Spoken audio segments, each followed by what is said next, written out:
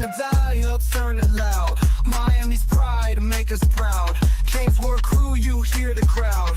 Hurricanes ain't backing down. Every play, every score, raising bets and raising roar. Rocking orange, green galore. All for one and one for four. We got FTSN, taking names, win it again. Podcast fam, till the end. Tune in, now let's begin.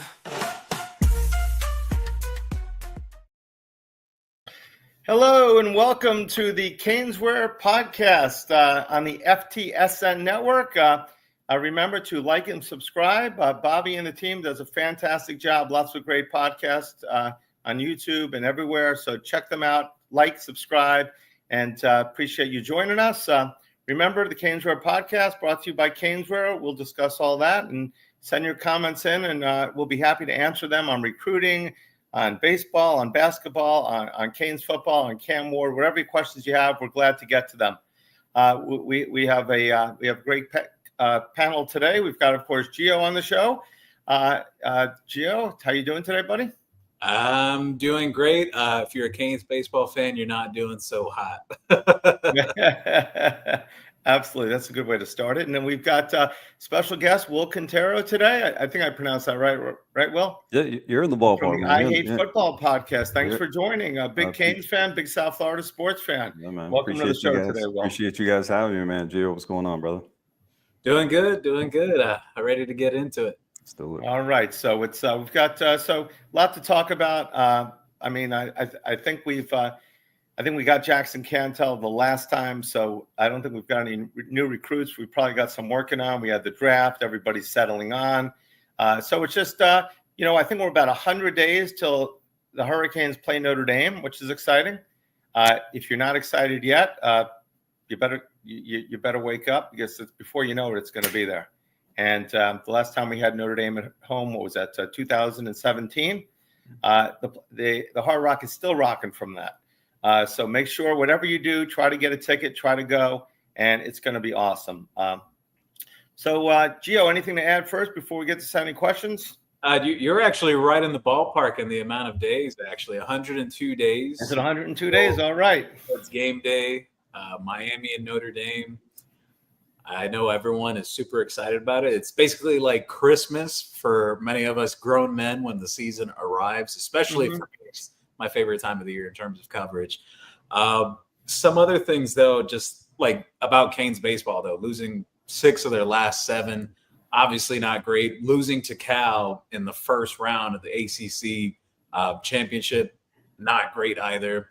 I know superstitious people are probably saying and thinking out there, why did JD dye his hair blonde just a week ago? Everything was fine until that moment. Then the Virginia series happened, and then Notre Dame, and it's tough.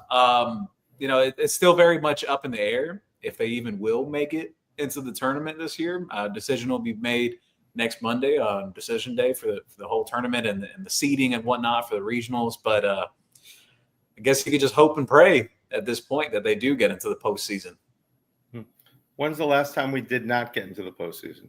Was it last year? Last year. I was going to say it was last year. We had a nice run for a long time, didn't we, Will? It was, it seemed like forever. We were in the College World Series forever. Then we stepped down a little bit, but it's a whole different situation now. Hopefully, it's going to turn around. You follow the baseball team, Will? Not as closely as I do the football team or the basketball team, for sure. I think it's almost a product of just what they've been or haven't been here recently.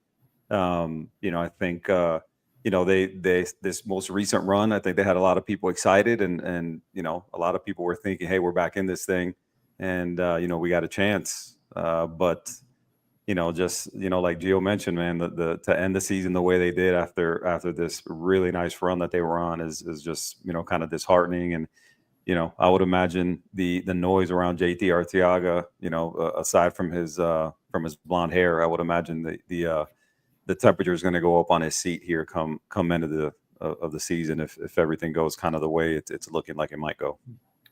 Everybody wants former Canes, with the program, players, coaches to come back, but when they don't win, it's a really difficult situation. Like Mark Richt, everybody wanted Rick. They wanted Rick for years and years that we could steal him for Georgia. We finally got him, which was great, and he did turn the program around. It was phenomenal. 2016, he came in. We won our first 4. Everyone's excited. We lost our first 4. Everybody wanted to fire Rick. We won our next 4, and then we won a bowl game magically. Then we started that next season off 10-0, and Rick was the toast of the town. He was amazing. A few games later, everybody wants to fire him again.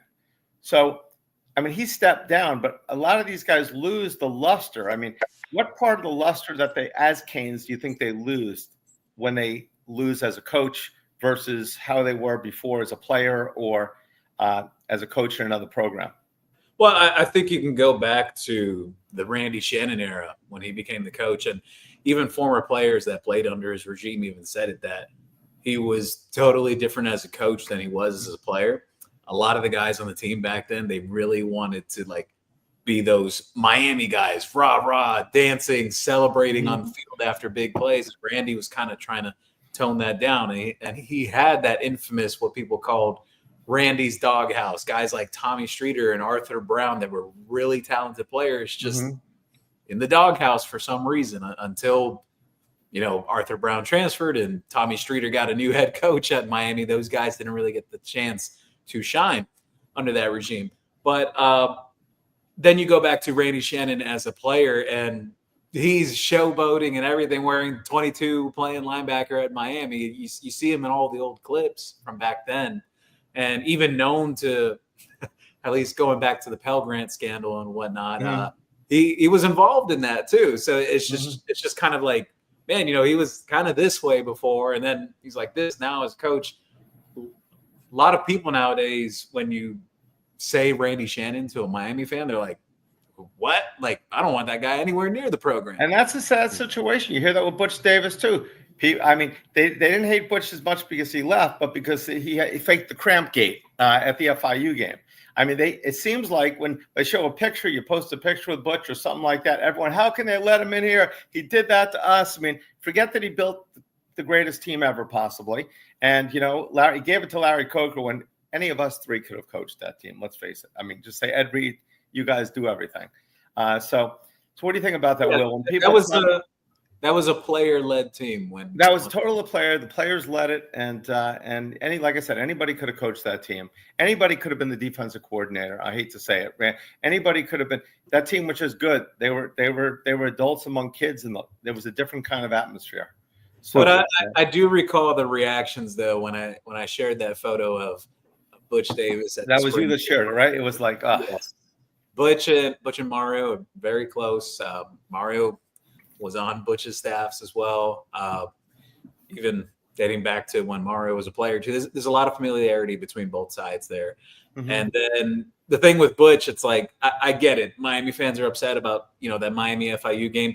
Butch, that was like his last hurrah, just to remind Miami fans, because after FIU had beat Miami in the Marlins Park or the old grounds of the Orange Bowl, FIU kind of just continued to tank after they that. didn't win another game for like 2 years, it seemed. They shot their load that game. That was their national championship. That was their national championship right there for sure.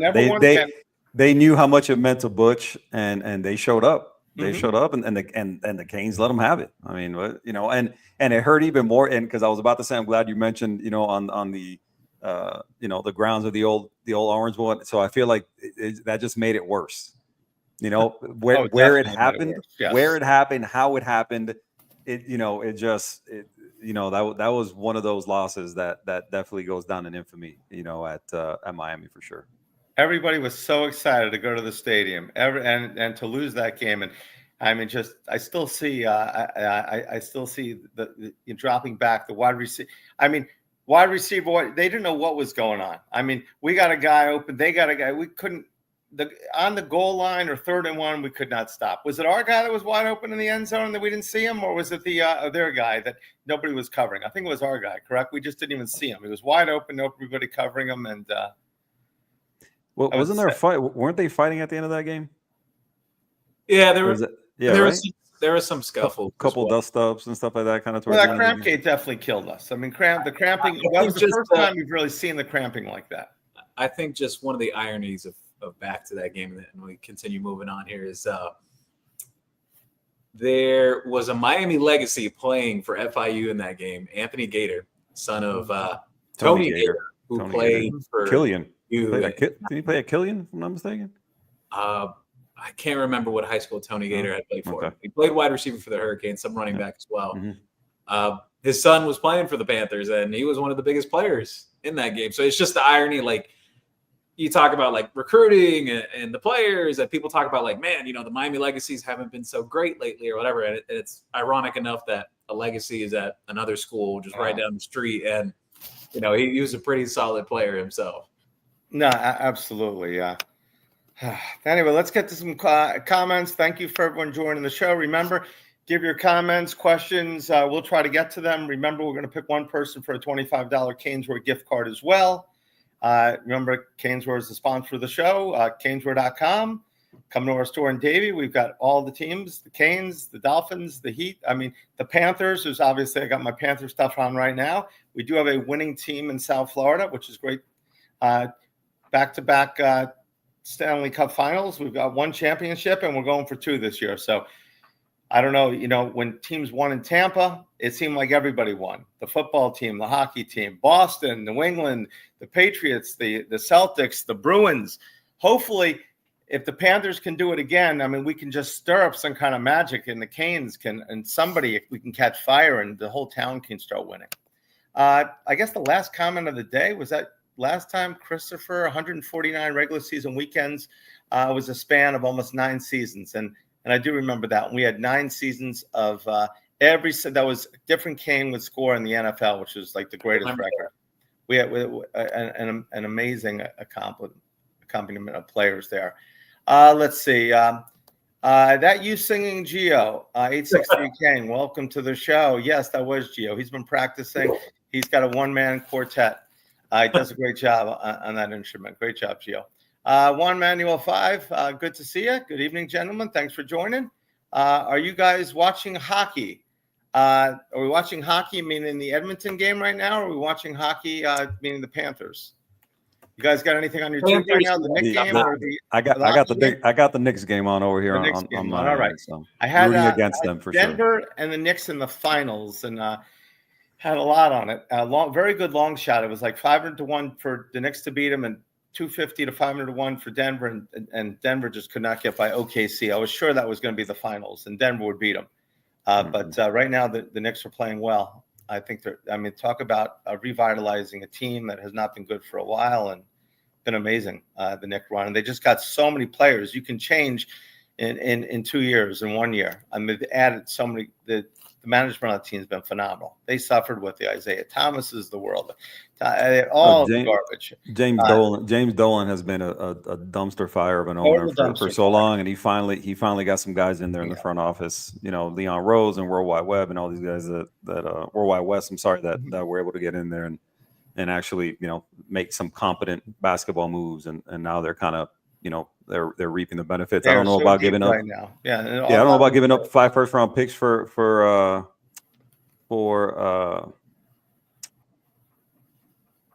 one of their stars, the guy they got from, and now the name escapes me, the guy they got from the Nets. McBride or OG? No, not OG Anunoby. I know exactly who you're talking about. The Mikal Bridges. Mikal Bridges. Oh, Mikal Bridges. That's right. Mikal Bridges. Like, I don't know about giving up 5 first-round picks for that guy. But again, they had to do something. I think. And he's not even the star of the team. He's probably Brunson. Brunson is the straw that stirs the drink. Without a doubt.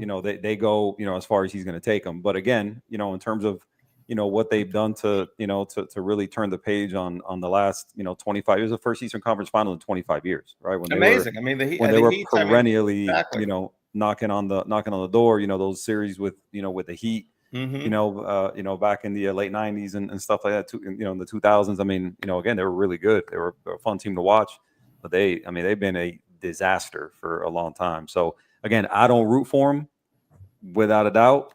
I just want to see a good series, but I honestly, if you made me pick, I'd rather the Pacers come out of the East. Yeah, I was rooting for the Knicks against the had the money on them, but I was rooting for the Knicks against the against Boston because I've had enough of Boston. That was an easy one. Yeah, that's an easy because I don't like either one. But yeah, right now, I mean, I like him because I do have the Knicks to win it all, and I have Brunson to be the MVP at 75-1 when they were down, so that's pretty good. But yeah, I was a Knicks fan growing up. But once the Heat came, I became a South Florida fan on all the teams. No. Let's see. We've got Hassan. Good evening, fellas. I hope you got that gift card. We emailed that out today. We got Jack Hansen, CanesWear, Cam Ward, big dollars. Yes, they called me up. I think they're sending it a portion to every Cane fan. So congratulations, Canes fans. We're all getting parts of the money. And the details on that contract, by the way, tremendous for Cam. Fully guaranteed. Yeah. 4 years, $48.75 million guaranteed. And he signed a $32.1 million signing bonus. It's not including any endorsements. Like he's got his Under Armour deal, any other potential things. So it's great to see Cam. No, it's great. He deserves it. He's left out of the draft party because they didn't even talk about him. It was all Shedeur Sanders. Shedeur should be drafted. And Cam just goes about his business as quiet as can be. And I was lucky to, deal with the family with a lot of I've spoken to Cam but never met him personally, but great family, and I think he's going to do great. I'm a Dolphin fan, but I'm definitely rooting for Tennessee big time this year. It's got nothing to do with that. Got Cam 150-1 for the MVP. Mando, welcome to the show. I was waiting for your gambling reference. What's up, guys? So Mando, thanks for joining us. The kids, everybody's taken care of now. Why do you think I was late? They're here running laps. They're running laps like Ben Johnson and Carl Lewis around the house here. I told Mando as I mentioned, it's my anniversary tonight and my 4th year wedding anniversary. And I've got, I said, I'm going to be on the show, Mando. Just tell Mrs. Mando, I'm sorry. If Brett's taking one for the team, you got the kids. Yeah, that's right, baby. I'm the boss. I'll throw out the trash in 5. I'll throw out the trash in 5. Give me 5 minutes. I hope the door's closed. Hey, good to see you guys. How you guys doing? Doing fantastic. Just another day in paradise. 102 days, Mando. I know you post about that all the time. So that's where I got the number from Gio. That, I mean, I just, obviously, I haven't seen the beginning of the show yet, but man, that's pretty shocking news about Irsay passing, huh? 65 years old. Wow.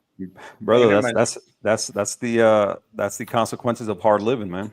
Exactly. I mean, I'm surprised he made it to 65. That guy was, for decades, that guy was living rough, man. I mean, he's a very, very public battle with alcoholism, and I think pills, were an issue, right? All that. So, again, you hate it, for the family and everything. But, I was just talking to that with some buddies of mine before I hopped on with you guys. And it was like, I mean, there's only so much a body can take, man. When you abuse it that way, at some point it's gonna say enough is enough. So yeah, I mean, we all on borrowed time. I saw that he tweeted about good luck to the Pacers about 6-7 hours ago. Really? And they said that he passed. Yeah, he did. And then damn, they said that he passed it this afternoon in his sleep. Wow. Yeah, I saw that, and I saw he passed in his sleep. I didn't realize he had just tweeted that out. So that's crazy. Like 6-7 hours ago, they showed it. Yeah. Wow. Damn. Mm-hmm. That to me is always cryptic when you find out, somebody passed and you see they were just online talking, and that's when it becomes real. But didn't he have a couple of years ago he was unresponsive or something like that, Irsay? He was, I think it was 2023, and they had to take him to the hospital. But he's lived a hard life, and he obviously grew up with money, right? So money is it's a great thing to have, but it's probably not always it doesn't make your life the best.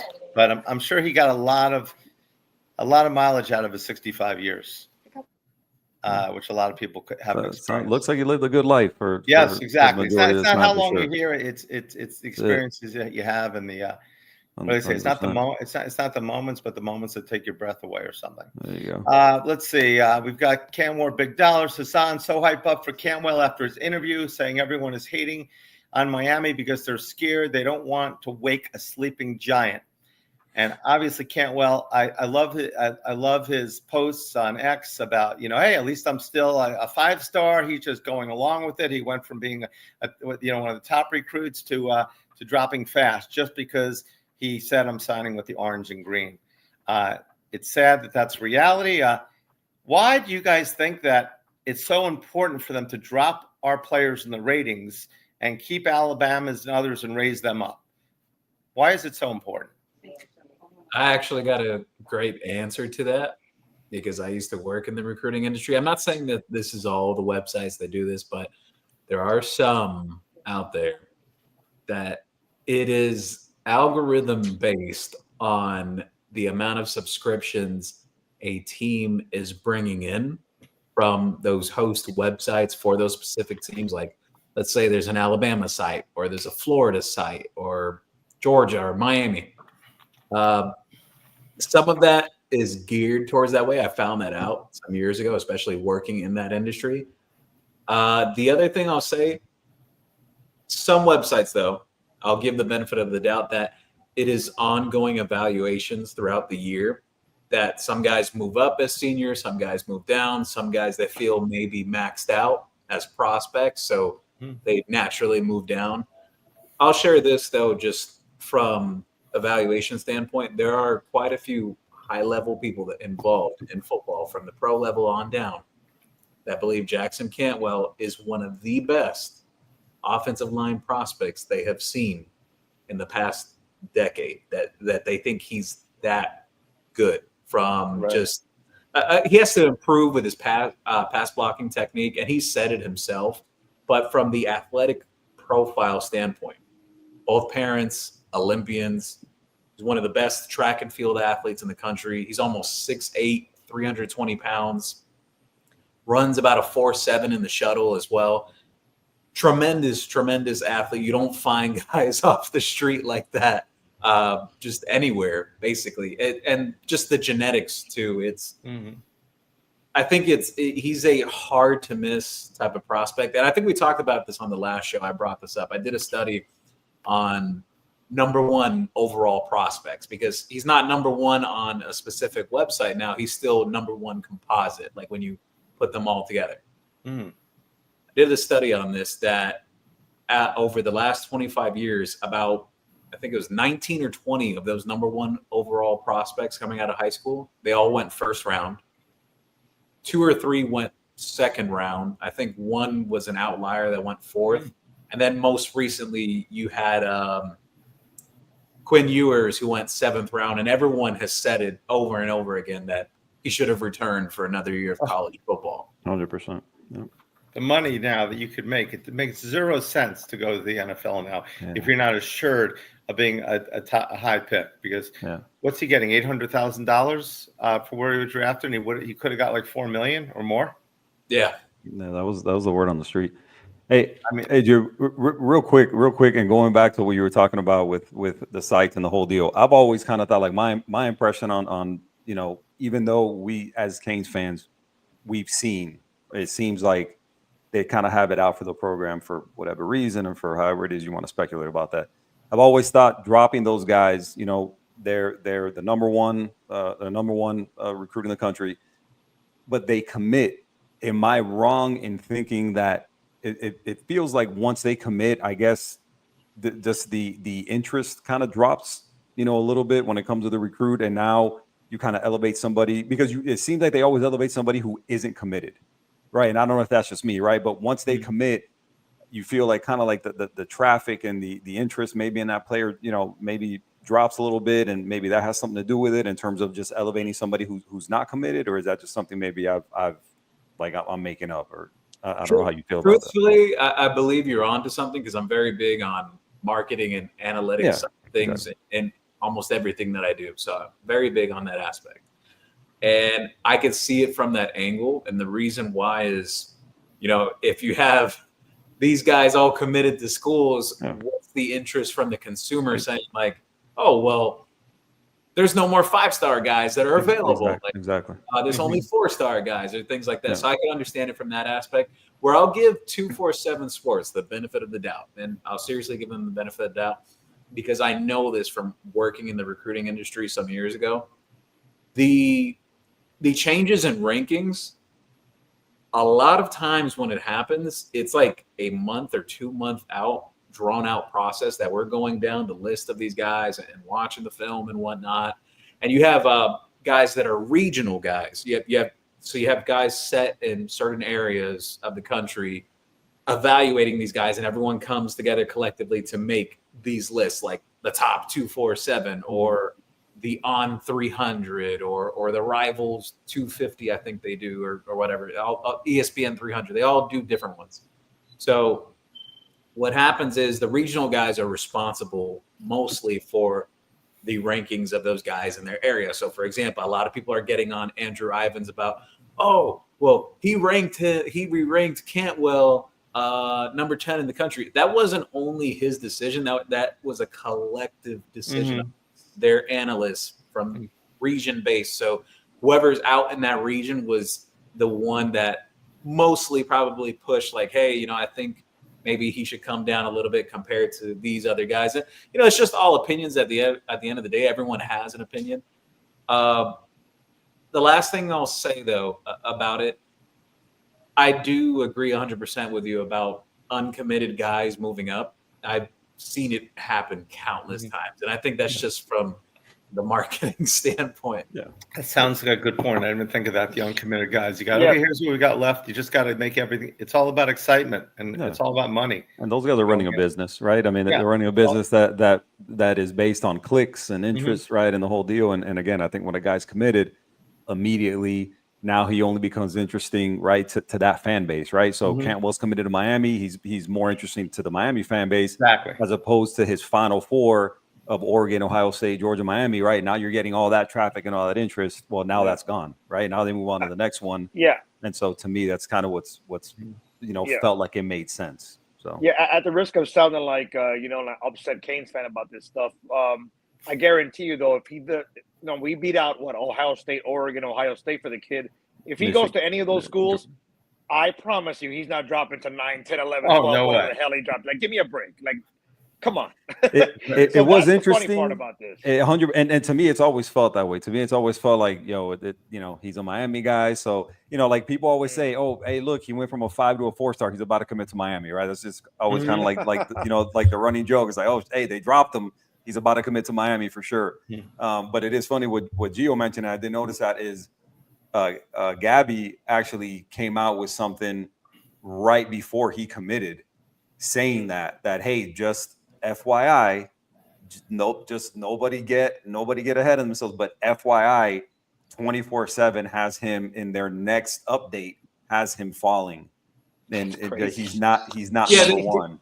That's the thing, though, is that these updates that, like I mentioned, they're like a 2-month long process of like reevaluations. They go and reevaluate these guys, and there's a lot of things that come into play. But I know some Miami fans out there, they've thought that, oh, well, they did this just right on the drop of a dime. That they did it because he committed to Miami. I get it, understand why Miami fans feel 100%, that way. 100%. But I know just from background information working in the industry is not exactly like that, though.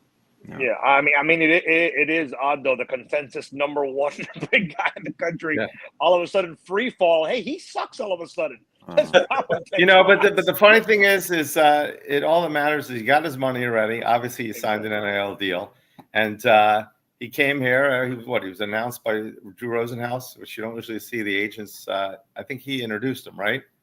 Wasn't it Drew that introduced him? He was personally. There. Yeah, I didn't see anything like that. And I don't know if you guys did or not. I mean, I know he signed to Rosenhaus Sports. But I mean, they announced him, I think, when he made the decision, which you don't usually see. I got you. All right, so Gio and Q, this is Juan Manuel 5. Gio and Q question. Mando, me and you were sitting this one out. Would Miami be wise to play the 10.68 in the 100? Brian Fitzgerald, a better fitted receiver with his ball skills and what he can do with the ball in his hands. See the field faster. So basically, the bottom line is, should they play him? So I'll let you take that before Bryce. I'm assuming is who. Yeah, Bryce Fitzgerald. I've actually heard they're going to put him at cornerback when he arrives at Miami. I know some people have thought, safety, or he could definitely play some wide receiver as well. I think he's just a phenomenal athlete. We're talking about a kid that has won 3 state championships this year in 3 different sports. Wow, that's amazing. In basketball, track and field, and football as well. So he tremendous athlete he is. 10-6 and 100 meter. It's about 6'1", 6'2", 190 something pounds already. Really talented kid. I think possibly his fastest way on the field. One aspect of his game people are not talking about, special teams. I think he could be a legitimate option on special teams as like a kick returner type, possibly even punt returns. He's returned a lot of them over his high school career. Really dynamic player. But from my understanding, he will be at cornerback to start at Miami. Now, again, if something changes down the line, we'll see. But Miami's got a lot of wide receivers in the room now. Absolutely. So everything I've seen from him, and obviously, I think we probably ought to defer to Gio, on that end of things, right? Everything I've seen from him, I do a little bit. Not not all the time, not all like the time. From here, like 10 miles away. But you got to love what you see from the kid. I mean, again, right, 3-sport star, a guy who has a lot of versatility. I think you kind of hit it on the head right there, in terms of, we've been lacking a legit difference maker at punt returner and at kick returner, really for the better part of, the last few years. I mean, and if you can come up with a name here of anybody who's really made an impact on special teams, man, again, nothing comes to mind here in the very recent past, but, I think there are some options there now. I know the kid they brought in from, who had a cup of coffee at Houston, who was at Auburn, was it Keontae Scott. Scott. I know he's a really good punt returner. So I would imagine he's probably, if he's not the guy in the lead, to be the punt returner, I would be shocked at this point. Obviously, Keon Marion, as kick returner. So I think, you kind of 2 birds in 1 stone right there with, you have, Keontae as a nickelback and a punt returner. But again, I think they thought of that when they went and acquired these guys as being a difference maker, at multiple positions, because again, for how as bad as the defense was last year, I think we also have to look at, the kicking game was good, but again, no impact did the special teams have, on the year. Again, you're 100% right. Yeah, the kicking game was great with Andy Borgalis, right? I mean, the guy was obviously earned the nickname Automatic Andy, like without a doubt. But in the kick return and the punt return, just zero impact. So listen, anybody that can get on the field, at this point, whether it's Malachi Tony, whether it's Bryce Fitzgerald, Keontae Scott, Keelan Marion, whoever it is, like, listen, let's identify these guys and let's get them on the field and make special teams special again, right? Because it was not last year. You absolutely nailed it. When you have somebody back there that can at least be a threat and flip the field at certain times and not put the pressure on your offense to go 80 yards every damn series, like, yeah, absolutely. And like you said, good point by you. If the defense clearly had its struggles last year, it would have been nice to have an occasional, nice little punt return, kick return, and but some short fields. So the offenses, the offense didn't have to go 80 yards, every damn day. They were capable of it. Don't get me wrong, and it was fun to watch. But I would imagine Cam every so often would have liked to have had a a short field to work with, especially against a team like Georgia Tech, for example, who they couldn't get anything going against. But again, if we can impact the game, in special teams, I think that'd be a welcome addition to this team in 25. Yeah.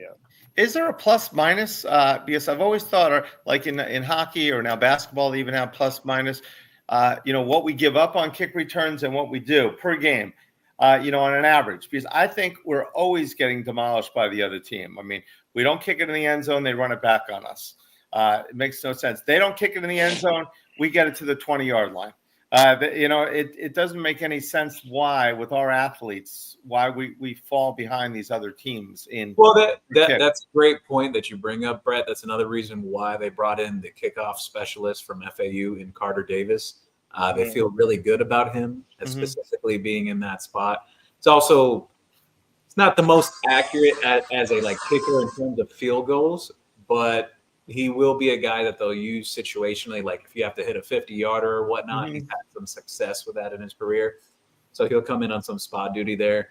I agree with you 100% in terms of the kickoff return unit. Like the gunners that are getting downfield feel like that has to get better. That was a big problem last year, especially you saw it against Loyola.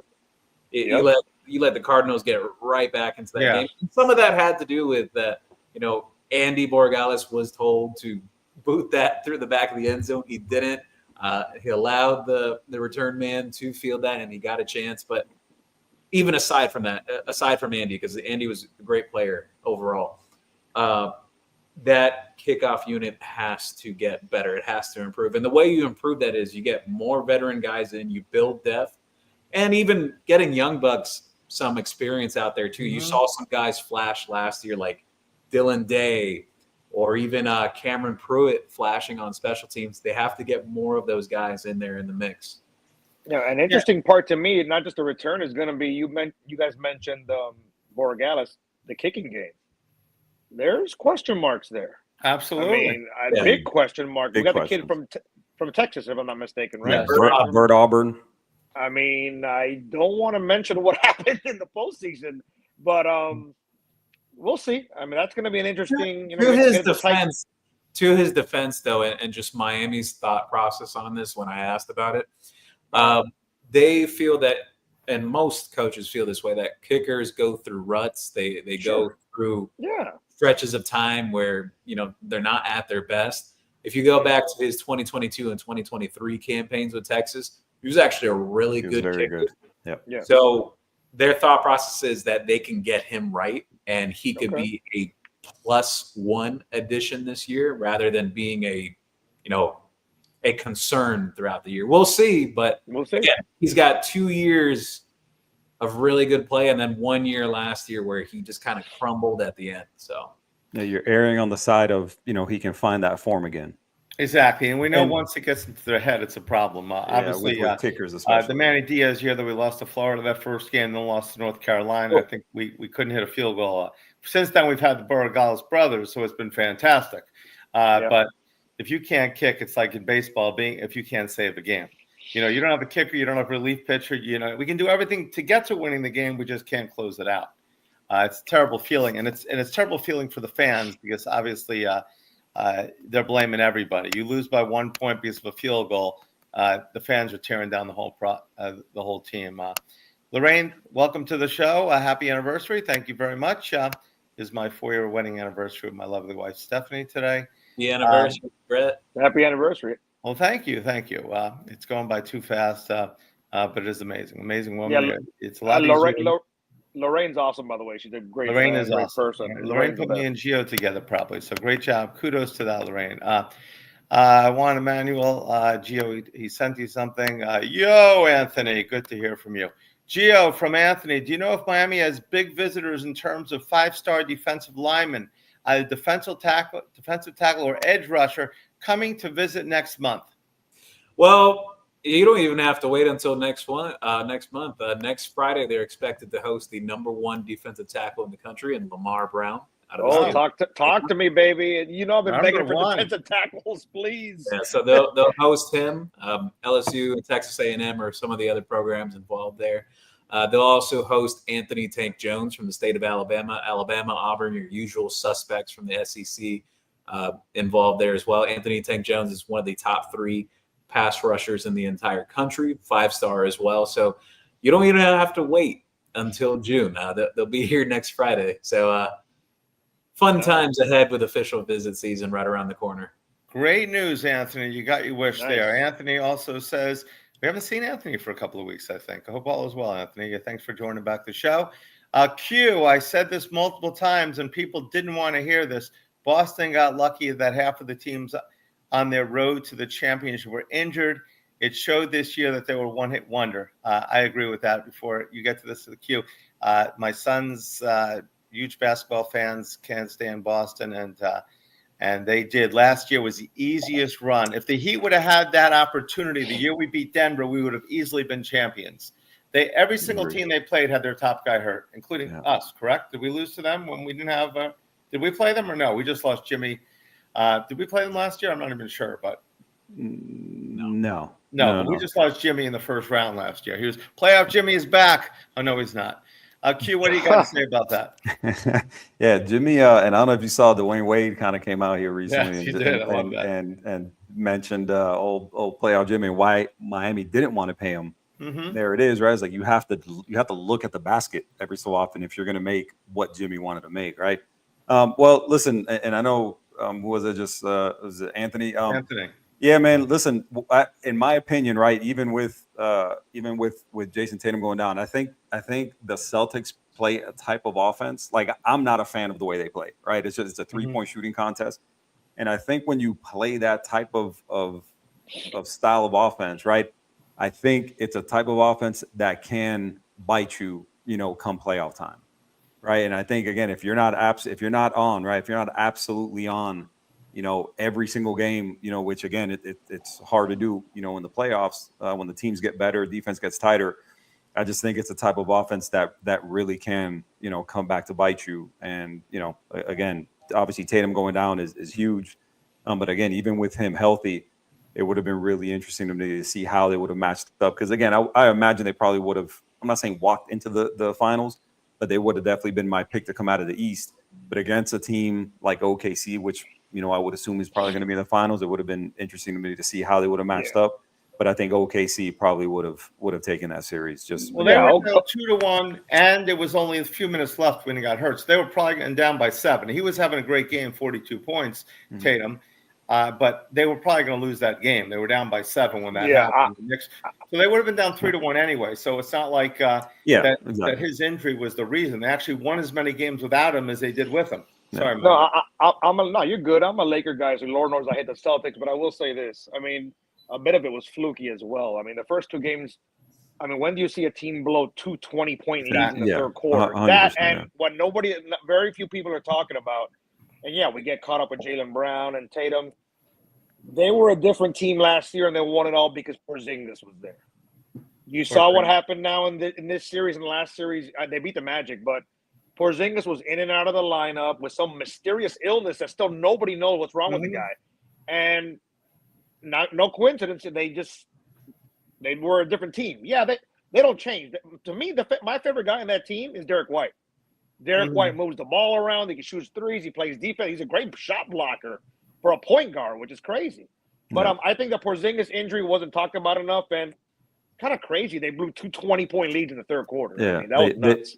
That was, definitely crazy in that, again, that series really could have been, anybody could have been up in that series. Also interesting to me that when Tatum went out, you saw what happened the first full game without him, right? Oh, yeah. And the ball moved better. There was multiple guys, Peyton Pritchard stepped up and all these guys, played really well.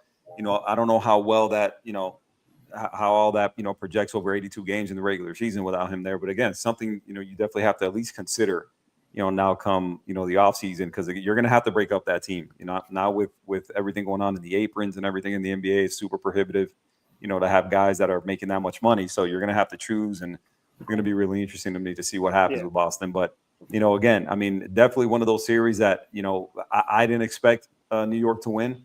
But again, when you saw the big swings, right, the big leads that were blown in the whole deal, I mean, that series could have been, anybody could have been up in that one, But again, man, that style of play to me I'm not a fan. I'm not a fan of the 3-point shooting competition over the course of of the entire game. Because I'm with you there. I will say this: OKC is set up for a nice run the next couple of years. Their depth, length, speed, they're pretty nasty. They're the youngest team in the playoff. The youngest. They're the youngest. That is amazing. It's amazing when you see that they traded. Crazy. I mean, the trade they made that the Clippers gave him up with 5 draft picks for a guy that's not even on their team anymore. So, they asked Anthony Edwards, I think after the game last night, what happened? He's like, well, we better start making some outside shots because every time I drove in the paint, I had 4 young, bigger guys than me in my face. And they're going to crowd him and get in. They're just bigger, younger. They're athletic. I really thought Denver would beat them, but Denver had their opportunities. Denver's tough. But that to me was the 2 best teams in the NBA playing right there. Yeah, OKC is set up for a nice 2-3 year run, I think, to win it all. Yeah, Denver wasn't deep enough. And you look at OKC and the way they play defense. I think I saw a stat where Anthony Edwards' average depth of the shot he took yesterday was like 23 feet. So he did not get in the lane, at all, and he only took 13 shots, right? So again, if they're gonna win, that guy he has to change that. Like he has to get to the cup. because if not, they don't have a chance. No, barring injury, nobody's beating OKC. I don't care who's left. I would be playoffs, surprised so. if anybody beat Correct. them. Yeah, I thought Denver would be the team to do it, but they didn't.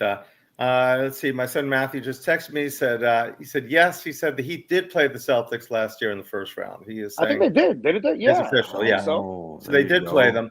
All right. So that's that's when Pat Riley came out and basically told Jimmy, "Shut up if you're not playing." Exactly. That was it. Now that started their road to everybody getting hurting. Matthew also comments he went to UVA. So he's a Canes fan when they're not playing them. But what can I say? He's always roots for CanesWear, though. Any chance Malachi Fields, the former Virginia wide receiver, ever comes to Miami? I know we spoke about it last week. That we didn't know. Is it possible? I don't expect that to happen. Has he enrolled at Notre Dame? Not yet. So if he hasn't enrolled, he's still free to. Why hasn't he enrolled? I honestly don't know the reason why. I tried to dig in and find out more about it, but there's no specific reason why. I do see an interesting question about another receiver, though, that Miami's after. Hassan mentioned earlier. He says, is it true that Tristan Keys shut his recruitment down? If it is, then Calvin Russell is a must-get along with Derek Cooper. Not Tristan Keys shutting his recruitment down is not going to happen. His recruitment is wide open. Ole Miss is in it, Tennessee, Alabama. Like I mentioned before, there's a lot of chatter too that he may back off of that LSU commitment in the near future as well. Not saying it's Miami, but what I am saying is that recruitment is wide open and he plans to take game day visits as well, aside from upcoming official visits. So that's a long play there. That's nothing imminent's going to happen in terms of him deciding where he's going to go for sure. Didn't Calvin Russell just get a scholarship offer or something from Miami in basketball? Yeah, for basketball. Also, they are recruiting Jason Lopez for basketball as well. They haven't extended an offer yet, but it is in discussions. All right, so that's kind of cool. So if they do a scholarship, that means it's not a scholarship in football. You can get. Is it still that you can get a scholarship in one sport and you're automatically in? Like they used to give these guys track scholarships, but they play for the football team. I think Santana Moss, for that matter. Yeah, no, they've changed the rules on that drastically since then. Okay. Let's see. Sorry. I guess it remains to be seen. No, it remains to be seen what happens during the season. But man, this Jai Lucas is jeez, he's really doing something. He just offered the kid from the 5-star kid from Columbus. Is it Pickens? I think is his last name. Am I mistaken? Yes. He just offered him, and I know that obviously him and Mario got together to go and offer Calvin Russell and the whole deal. So I know, and I'm not sure how up to date you are. I know Jason Lopez has Power 5 offers in basketball. Is that the same with Calvin Russell? Yes, Calvin Russell has some Power 5 offers, Power 4 offers for basketball as well. Exact Power 4. Sorry. Okay. Let's see. Hassan got his gift card. You're welcome, Hassan. Thanks for being a regular participant on the CanesWear podcast. Juan Manuel, can you show me some CanesWear gear in the background? Looks really good. Any Sean Taylor and Cam Ward jerseys or sweaters? Is it in the background? I thought it was. So it's Sean Taylor one right there. Okay, it's funny. It's funny. Juan Manuel, we do have it. We'll take a quick break and talk about CanesWear for a moment. Thank you very much. CanesWear's got the Sean Taylor jersey, the Ed Reed jerseys that are the basically the 2001 style from Mitchell & Ness. They're awesome. They're stitched on. We have the Cam Ward jerseys. We have the Xavier Restrepo jerseys. We have the Mark Fletcher jerseys, and we'll be getting others during the season as well. Lots of new things coming in. Real exciting. So Canes football, as we said, is 102 days away. Lots of Canes items in the store. It's a great time to gear up now. And we've got, of course, Panthers, Dolphins, some Marlins. We got lots of messy stuff. Someone come and take our messy stuff, please. Has not worked out as well as it was blowing out like crazy at the beginning. I don't know what happened. They turned the faucet off. It's like I see Orlando Alzagari all the time say, They messed up on the whole Messi thing. When he's not sending me texts about Bitcoin. It's about something to do with he loves his Bitcoin. Boy. He loves his Bitcoin. Absolutely. Brad, it's at 110 high. Anthony, you were missed. We did give it. I have to look up who we gave that gift card to. Thank you very much for donating it. We really do appreciate it as well. Who we got? UMH34. Brett, I grew up in South Florida, but live in Arizona now. I have been to CanesWear a couple of times, but had the pleasure to meet you once, I think, and I appreciate your passion for the Canes sports and South Florida teams at large, but also your appreciation for Canes fan in general. I order from your CanesWear to start every season, so I thank you for your passion and love for the South Florida community. Thank you, UMH34. Appreciate it. You've been doing this for 15 years. Grew up down here and been a fan of South Florida sports ever since I was a kid. So be lucky that I can live the dream and basically, spend my time talking sports and helping people in the store. It's just it's like Disney World for adults that like South Florida sports. It's a great thing. I think that person really wants the gift card is what it is. He's at it. Okay. Do you think where it is, Mando? I think you're on the voting panel. Thank you very much for the wonderful comments. Juan Manuel Mando, good evening. All right. That's a little while ago. Mondo checked in at 9:32, according to this text. Sorry, dock okay, my pay. Mondo, Right? there's no more being late, Mondo. We're gonna have to dock you pay. Dock your pay, there, baby. Dock your pay. You're gonna go from 0 to 0. Anthony, it took the next 40 years to make it out of the second round. That shows how incompetent their franchise ownership was. I think we're talking about the Knicks now. The Knicks, yeah, I believe he's talking about the Knicks. Yeah. Anthony, pop culture, not football related. Did you see Norm from Cheers passed away? Very sad. Oh yeah. Very sad. So it's I want you guys are too young to remember it, but there used to be a thing in Gilligan's Island. They used to say Marianne or Ginger. You guys are familiar with Marianne and Ginger from? No, but I watched Cheers. I remember Norm and the mailman. Cliff. Yeah, Norm and the mailman. So I texted Hawk when he was talking about it, and I said, "Does this mean that women were saying who would you rather have, Cliff or Norm?" That was a classic show. I remember that. Also from SNL, the Bears. That's exactly. That was classic. That was him. He's from there That too. was him.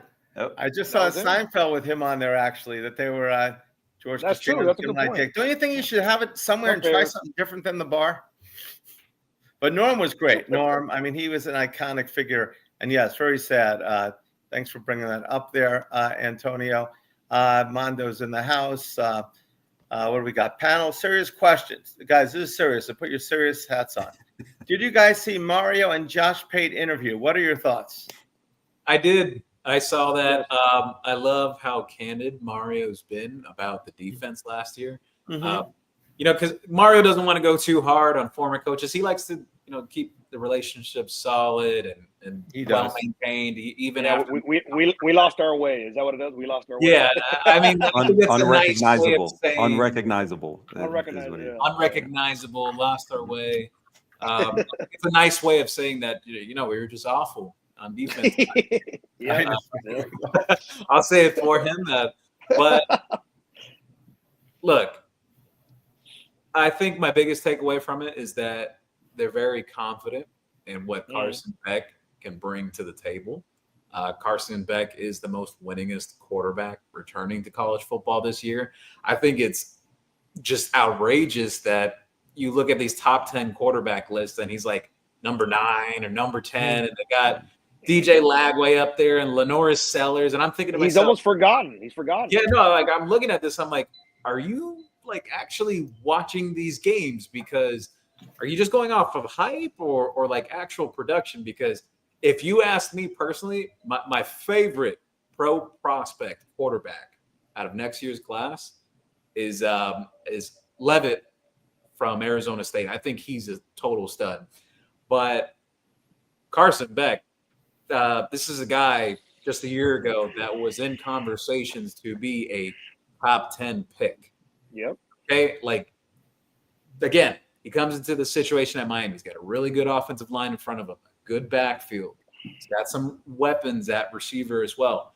If he goes on to have a big year this year, his draft stock's going to rise.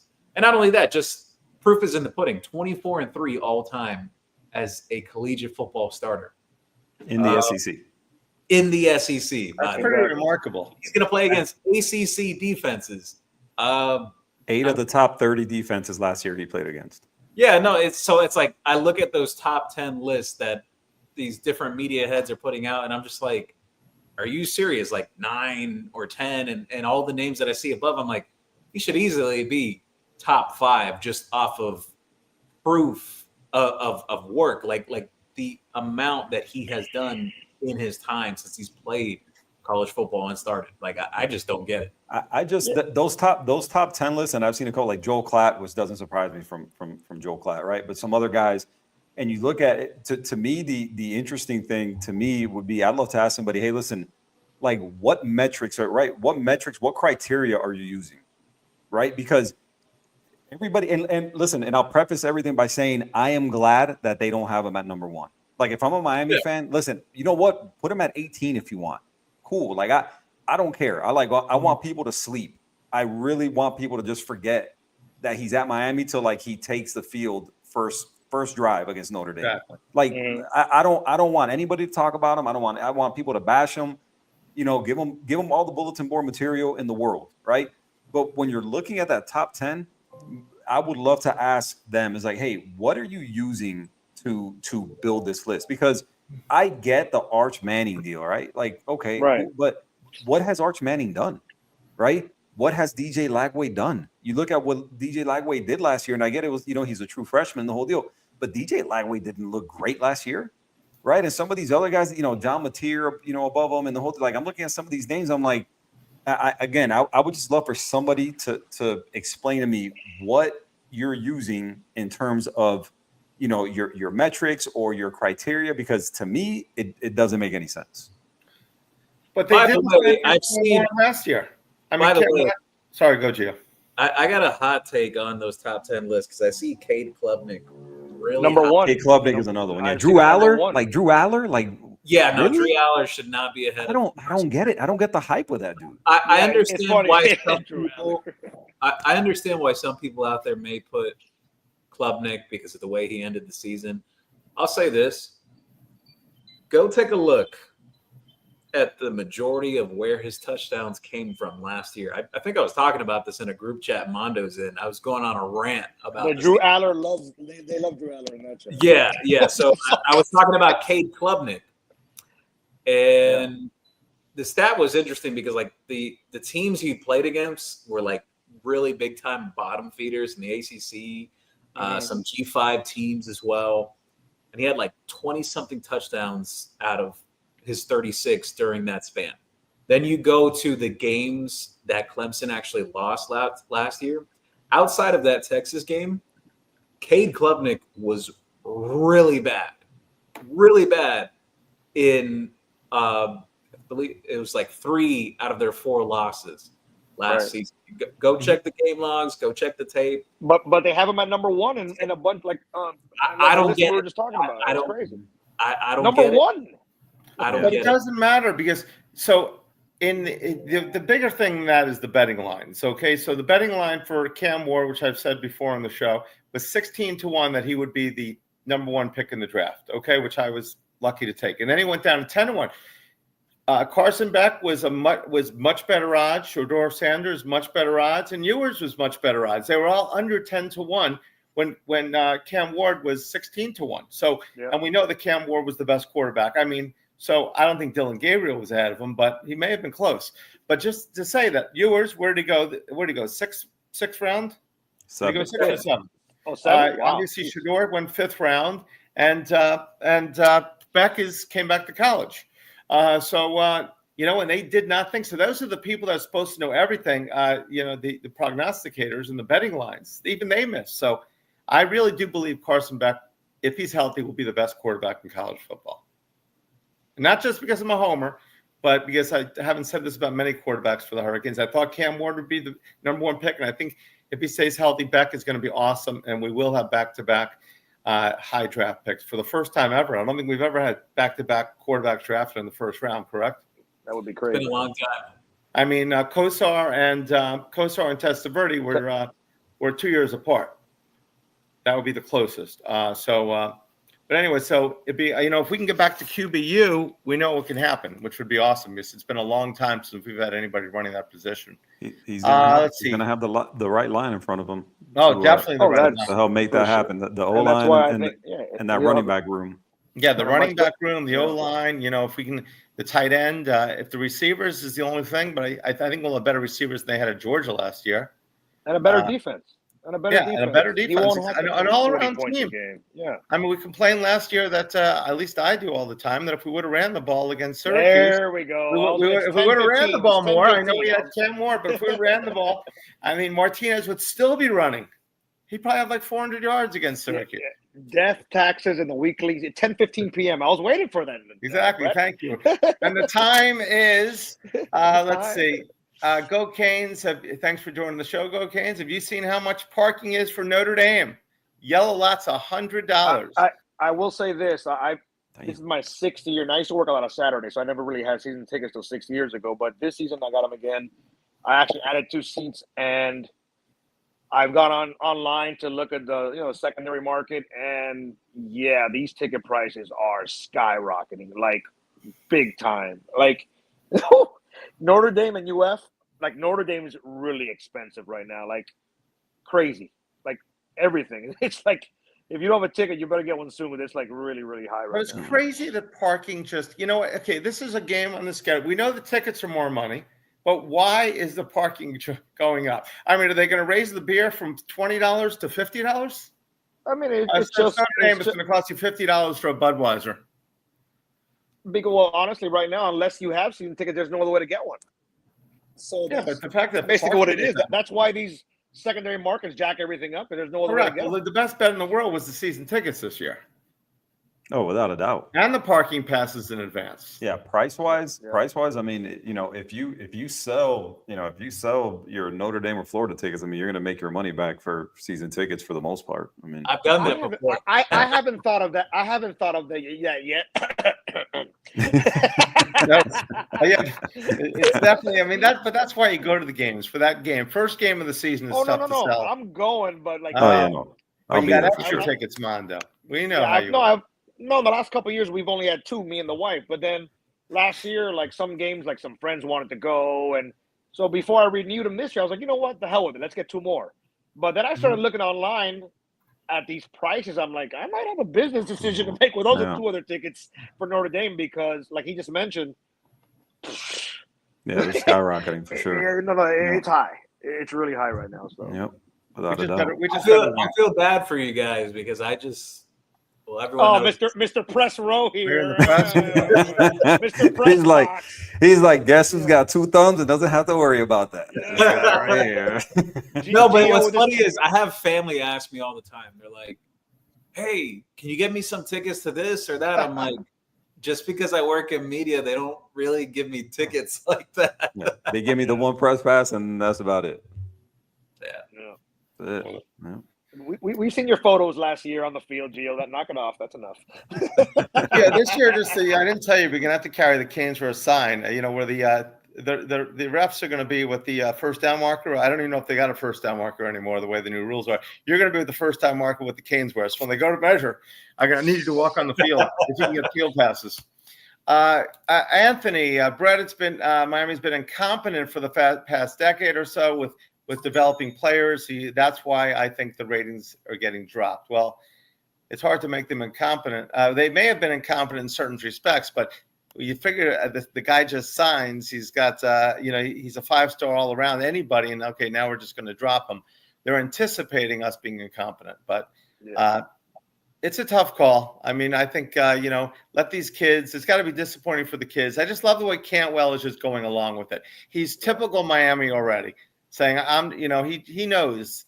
And that's what we need. We need more kids like that know it's us against the world. Well, you got to like not only some swag to him too. Yeah, no, 100%. And listen, not only what you see, on tape, right, in terms of like the measurables and the whole deal. The kid's only 16 years old. I mean, he's putting up, over 500 pounds on the bench. He's close gripping 475, like elite athlete, right? Like Gio mentioned some of the measurables and stuff and what he's doing in track and everything like that. But you hit a home run with that kid just in terms of makeup, right? The mentality, you know, how well spoken he is, how respectful he is. You know, the kid's going to be a leader from very early on, you know, in his time. To forget, you know, just how good he's going to be in the whole deal. Which again, I don't know if he's can't miss, but I think he's as close to can't miss, honestly, as you can get, especially with Mirabal and Cristobal. But I think, you know, the kid, you listen to him talk, and you just get more excited about what he is now and what he's going to turn into, man. Because again, I think he's just got the right makeup. He's made up of the right things, you know, to come in very early on and contribute and again, just kind of do everything right. A kid you're not going to have to worry about off the field, you know, somebody who's going to be a leader, somebody who's going to be good in the community, you know, the whole thing, man. You have to be excited about just the, you know, everything on and off the field with that kid. I mean, I think they hit a home run. No, I mentioned on here last week that hearing him talk there on the podium, and I think I said it here last week, that kid's 16. I mean, when I was 16, I wasn't talking like that when I was 16 years old. No. He sounded like a third-year NFL veteran the way he was handling the media out there, man. It was crazy. Yeah.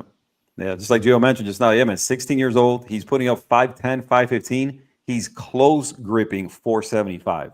He bench presses 475 close grip at 16 years old, and with them long ass arms that he's got, and he still can put up that weight. Yeah, he's 6'8", so you got 6'8". So those arms, he's not a short, squatty like D lineman, you know, like a nose tackle, right? Like 6'8". This dude has long arms, and he's putting up, you know, close grip 475, and he's 16 years old. And he's only going to get stronger. 33 on his ACT. He's a brainiac. As a freshman, I think on his ACT as an 8th grader. There you go. I thought it was a freshman or something. And that is very early. I mean, every position in football is cerebral in a way, but offensive line definitely is. You need to be smart as well. Yeah, he won't have a problem picking up the playbook or anything like that. Again, he's going to come in. He's going to be impact from day one. Mm-hmm. No, that was a nationwide eye opener. Right there to everybody. That was people were butthurt. He will never play with Francis though, right? Because Francis will be gone this year, and he'll be in. I'd be shocked if Francis didn't. But that'll be he'll be Francis. You'll be shocked if he stays, right? If he stays, I mean, well, hopefully he'll be a top 5 pick. I mean, it's possible we could be one of those teams with 2 top 5 picks, 2 top 10 picks for sure. Oh no, granted, Yeah, with Beck and who knows who else? I mean, we'll see if Bain can have a coming out year, and there's some other guys, so could be interesting. Let's see, Hassan. Now you have David Pollock hurt because he didn't pick Georgia, saying what lineman did Miami develop? Did you forget about Sewell at that? Yeah, I was going to bring that up. He former Georgia Bulldog. He used to be on ESPN's Saturday mornings. College game day. I couldn't think of the name. I'm sorry. Thank you, bud. He made a comment that he would never ever have given that much to an offensive lineman, and that was all over the internet last couple of days. He like that. It was interesting because I know Georgia was after him, so I wonder what the reaction would have been if UGA would have got him. But you know. Of course, but there's no. I mean, they're saying he really didn't get as much as they were saying. I mean, we don't know officially what these kids got, right? Well, and again, going back to obviously Gio being plugged in the whole deal. And again, I don't know how much you agree with this or not. It's always interesting to me to see like on 3 and they put out these NIL valuations. I don't know if you've seen it on the website. Again, it just feels super arbitrary to me. You know, 1, 2. The only school that I ever see anybody actually put out a dollar figure of what they're getting, it just seems to be Miami, right? Exactly. Oh, Beck's getting $4 million, Jackson Cantwell's getting $2 million. The only 2 schools I've ever seen, and again, correct me if I'm wrong, I've seen 2 schools actually put out numbers of what they're giving somebody. Nico, when he signed with Tennessee, when he agreed with Tennessee, the school put it out huge, right? $8 million over 3 years that he's going to get. I think that's what he ended up getting. Yeah. Duke put out, and surprisingly, I thought when Darren Mensah signed with them, the transfer from Tulane, and they put out 2 years, $8 million. Those are the only 2 schools I've ever seen actually put out numbers in terms of what anybody was getting. I don't see what the win is to do that. No, exactly. No, I've never thought other players ever. And then with Miami, John Ruiz actually because he obviously he wanted the headlines and the whole deal. I think when Nigel Pack signed, $800,000 or whatever a year or whatever the deal was. But John Ruiz put that out. The school didn't put that out. John Ruiz put that out, right? Because it was high quality. Yeah, because it which was is like now quality. such a small amount of money. It's like It's- Cam Ward got $1 million last year. What happened between last year and this year? The amount of money how did Miami get Cam Ward for only $1 million? I mean, that's just amazing. Only $1 million, Mando. Only $1 million. Only $1 million, my God. But yeah, I just always kind of find that I always just kind of find that interesting. Like I said, it's never about money with anybody else. Never mind, Mario Cristobal's recruited his ass off for as long Exactly. as anybody can It's got remember. nothing to do with that he doesn't want to play with Maribel. He wants to be the best NFL. He wants to get up there to signing offensive linemen, get huge contracts now in the NFL. Yeah. Their second contract especially. Yeah. So that they don't want that. They don't want to be the best at their position. They're only selling out for the money, which is crazy. Never mind, he was going to get big money from anybody. Everybody. Because he said it didn't they himself. say Texas has $55 million payroll. I mean, I did read that somewhere. Is that true or not? Which school? Texas, a $55 million payroll. Oh, I wouldn't doubt it. I wouldn't doubt it. I mean, there's no way. I know people think we have so much money. There's no way Miami has anything close to the money as the Alabamas, the Ohio States, the Texas A&Ms, the Texases, any of those. I mean, we have a rich alumni. They're a lot. They got plenty of money. These other schools, and they've got 10 times the alumni. And the money that they got coming in from their TV deals, correct? Yeah, the amount of money the SEC and the Big Ten are getting now is going to be crazy. Is huge. I think they put out the numbers just recently, and I don't know them right off the top of my head, but what the SEC made the next closest, was it SEC or the Big Ten? I think it was. I think they're both right there. They really close, but they smoked they were so far in but that's not even their new contract. I think their new contract kicks in like 26. Speaking of smoke, do you guys think that there's been a lot of talk about Miami going to the Big Ten? Do you guys foresee that happening, or you just think that's a bunch of talk? It'll happen. Yeah, I just don't understand why the Big Ten. You think so, Deal? The Big Ten? No. Oh, I've heard that from a lot of people, man. Big Ten has been thrown out there. I've heard it, but I've always kind of wondered if it's like if it's speculation and people are just like hoping, or is it just it'll happen. Traction? It'll happen. It's very much up in the air on exactly when. I'll say this: I know a lot of Miami fans hate Donna Shalala, but one of her biggest lasting legacies will be the preparation that was done year over year to reach something like this. For Miami to actually be able to make that jump to the Big Ten, they're going to have to, because the ACC, what will happen to that conference at some point, one way or another, is the same thing that happened to the Pac-12. The ACC will come apart. If I had to make a prediction within the next 5 years, especially, just everyone talks about the new ACC deal and whatnot. That's a sweetener deal for right now. But the reality is that those TV contracts are going to continue going up. They're pushing really hard for the SEC and the Big Ten to both have 8 automatic qualifying bids for the playoff. It's a money business right now, and the networks run it. Yeah, the networks run it, but why can't they tear up that contract? If they want the ACC to exist like they are, who's the contract with ESPN, or is it just with all the networks? It's pretty much ESPN, right? Yeah, it's until 2036 is the deal, and we're going to be getting like 15% of the other conferences when their new deals kick in. Why don't they just rip it up? I know it's money, but we'd rather have no conference than it doesn't make any sense. Yeah. Yeah, well, you'll see a big fallout similar to like what happened with the Pac-12 and then a bunch of those teams. Yeah, but if they rewrite the contract, here's what you do. You just say to Notre Dame, we're forcing you to go in. We're going to give you a bigger percentage of the contract, which is fine. Then Notre Dame's going to get the biggest percentage, the biggest split, because they have the biggest, they've got their own contract now. And you're going to play in all ACC schedule and all your sports. And you're going to be not just basketball, you're going to be in football too. They've had that NBC deal forever. It seems like, 30, 40 years? It's crazy. Oh, yeah. They signed that deal way back when they were doing Notre Dame highlights almost. Yeah. Let's see. Something from Anthony about Notre Dame having a high bar when it comes to allowing kids to enroll even from the transfer portal. Maybe his GPA is not high enough. Could be. It is interesting, but I would love to get that kid. He's 6'4". Virginia always seems to get big, tall receivers.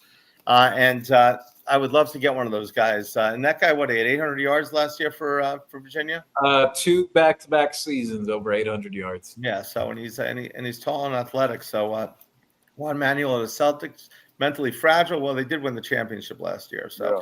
I mean, I've always thought that, you know, when the Heat did not have nearly as much talent. We had Jimmy and the refs were giving every call in the world to Boston, including that 3-point play, if you remember that from a few years ago, where we hit the 3-point play and they go to commercial and then they say about 5 minutes, like, oh no, it not only we were checking to see if it was a 2 or a 3, but he was actually out of bounds. And we ended up losing that game by like 2 points. So it's so let's see. Gio, can you explain to me what the heck happened with the baseball team? Why are we playing? I was just about to go there. Mondo, you were late. I think Anthony was late. Mondo could explain that even better than me. Mondo, take it. You're the best baseball expert. Hold on. Did Gio just defer to me?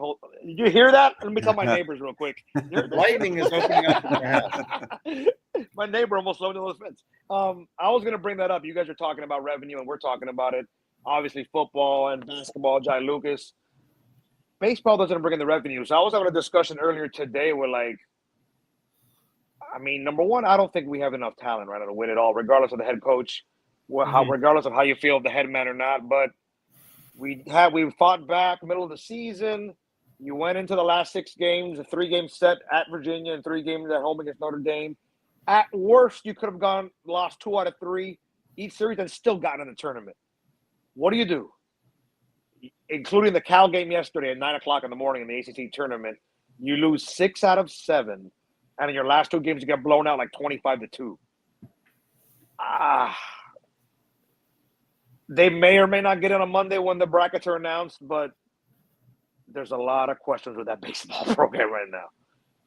I mean, those of us that I've been going to games since I was 8, 9 years old, and I've seen all the stars come through here in baseball, just like football. And number one, I don't think we have the goods. We're not good enough to begin with. I don't know. There's a lot of question marks with that baseball program right now. Many. Does JD come back? It's a disaster. Like Does JD come back next year? Unknown. I had heard the last couple of weeks that if they got in the tournament, he was a lock to stay. Now it's looking like we were a lock before the Virginia series. Now it's like probably 40-60 that we do make it. Well, I'll share this just in terms of like their internal thoughts with JD and the baseball program. Kind of the thought process going into this year was that he was going to get another year next year. Now, I don't know how much they're going to weigh like the collapse of the end of the season, you know, how they had made a run at one point. I'd be surprised if he's not the coach next year, even though I know a lot of fans would be upset about that. I'd be surprised if he's not, based on like what has been said close to Miami. And I tend to agree because it's really all, many are saying it's his first full recruiting class, even though it's his second year as head coach. That being said, I mean, and I'm more of a football guy now, but this is a sport that I played from age 5 through high school. And I know baseball, and they're just not good enough. And that falls on the staff and him too. You got to bring in the goods.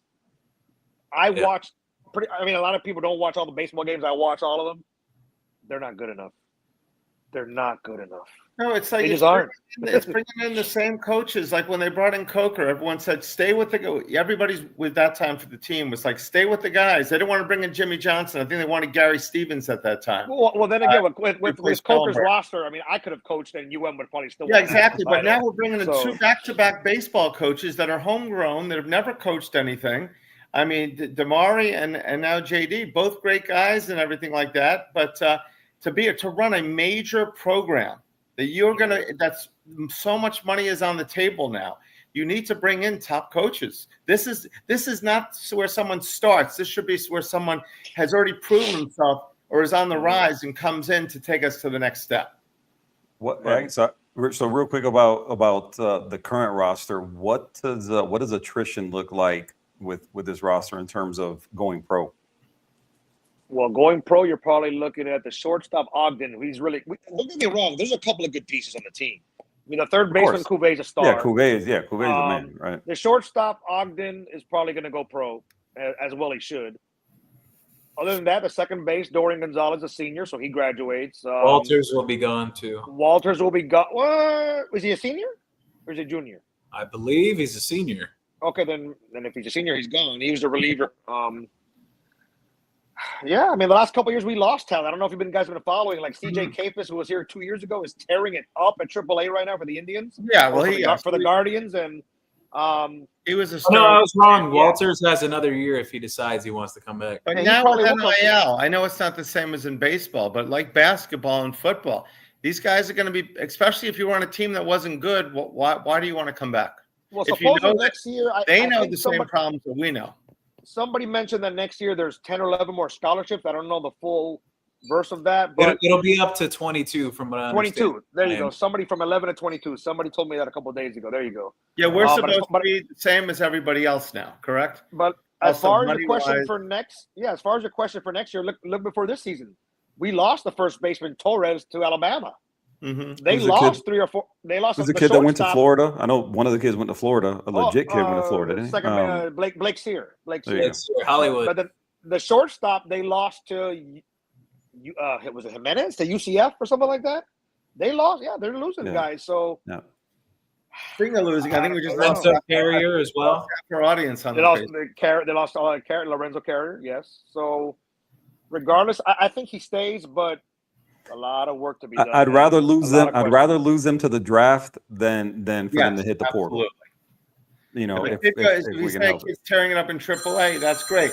We took him to the next, that's great to hear because that's what it's all about. Exactly. Yeah, it's better that than the portal, right? Than for them going to like Better than the Florida, portal Florida or State, like or what something always like that. happen in football is when they leave early and they just and they're not good and they never amount to anything.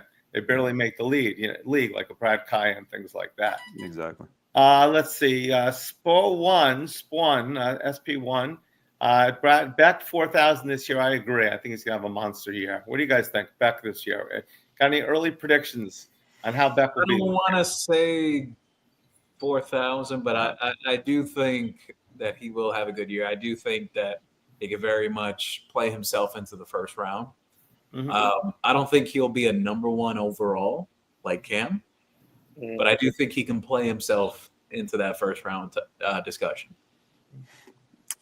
I wouldn't say 4,000 yards based on what I think the offense is going to look like this year. I think it's going to look a little bit different in terms of how much they're going to run the balls as opposed to this past year. I think it'll be a little bit more balanced, and I think they're going to lean on the run a little bit more just based on what you have outside. Mm-hmm. I think you have a little bit of you have something to prove on the outside, whereas I think you didn't have that this past year.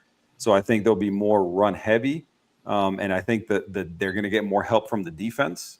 So they won't have to go out and throw the ball, the way Cam did this past year. So I'll say less than 4,000 yards, but I still think he's going to be, in that, probably 3,500 yard range. What he, based on everything, because again, he's getting bashed for, what he did and didn't do last year. I saw somewhere where his numbers last year at Georgia, with having been a down year, right, as many drops as he had and everything like that, the year that he had last year would have been, I believe, second or third best quarterback year ever at Miami. Really? So, yeah. Wow. Yeah. So again, I think in this That's offense wild. now, in this offense now with Shannon Dawson, where now you have some proof of concept, right? I mean, this is an offense that is going to put up numbers. Again, I think he's going to come in. And I think in short order, I think he's going to look really good in this offense. Again, the O-line and the running back room, I think is going to have a lot to do with it, and the defense. So again, like I said, less than 4,000, but I think he'll be somewhere in that 3,500 yard range. I think the touchdown to interception ratio is really what I think we need to look at, because I do think they will run. Last year we 4,000 passing, 2,000 running. This his year, picks. if we his can run picks went up last year. if I'm not 3,000 mistaken. yards, 3,000 would be spectacular. But I don't see why we can't run for 2,500 yards. What'd you say, Mando? I think last year his picks went up in Georgia because for the first time in a long time at Georgia, they didn't have the supporting cast. They didn't have the skill position guys, which is and to me, crazy at Georgia. I know, that's Exactly, amazing. They didn't have the best receivers. No. Yeah, and that's wild. And to me, if he throws for 4,000, that might be a bad thing because that would tell me our defense sucked again. That's a good point. So I I'm going to tell agree. you, Yes, so I'm perfectly content with 3,000 to 3,500. Play with a lead, run the ball. And yeah, I'm not going to say he's going to do like Bob Greasy and throw it 12 times in the Super Bowl. But to me, we're not going to be throwing the ball 35, 40 times a game because we're not going to be chasing points every damn week. So we're going to be playing from ahead. And I think he's going to be just fine. I think people are underselling him, how good he's going to be. If we didn't have him, I'd be worried. Put it to you that way. Yeah, and a lot of people. I agree.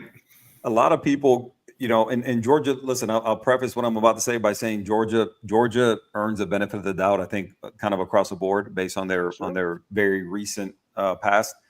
But listen, I live in the Atlanta area. I watch a lot of Georgia football this past year, and let me tell you what, that team. I know what they were on defense. They were legit on defense. Obviously, multiple high draft picks, Michael Williams, the one, Malachi Starks, all these women. They had dudes. I'm an Eagles fan. I like you guys on defense. Well, we draft all the Georgia guys.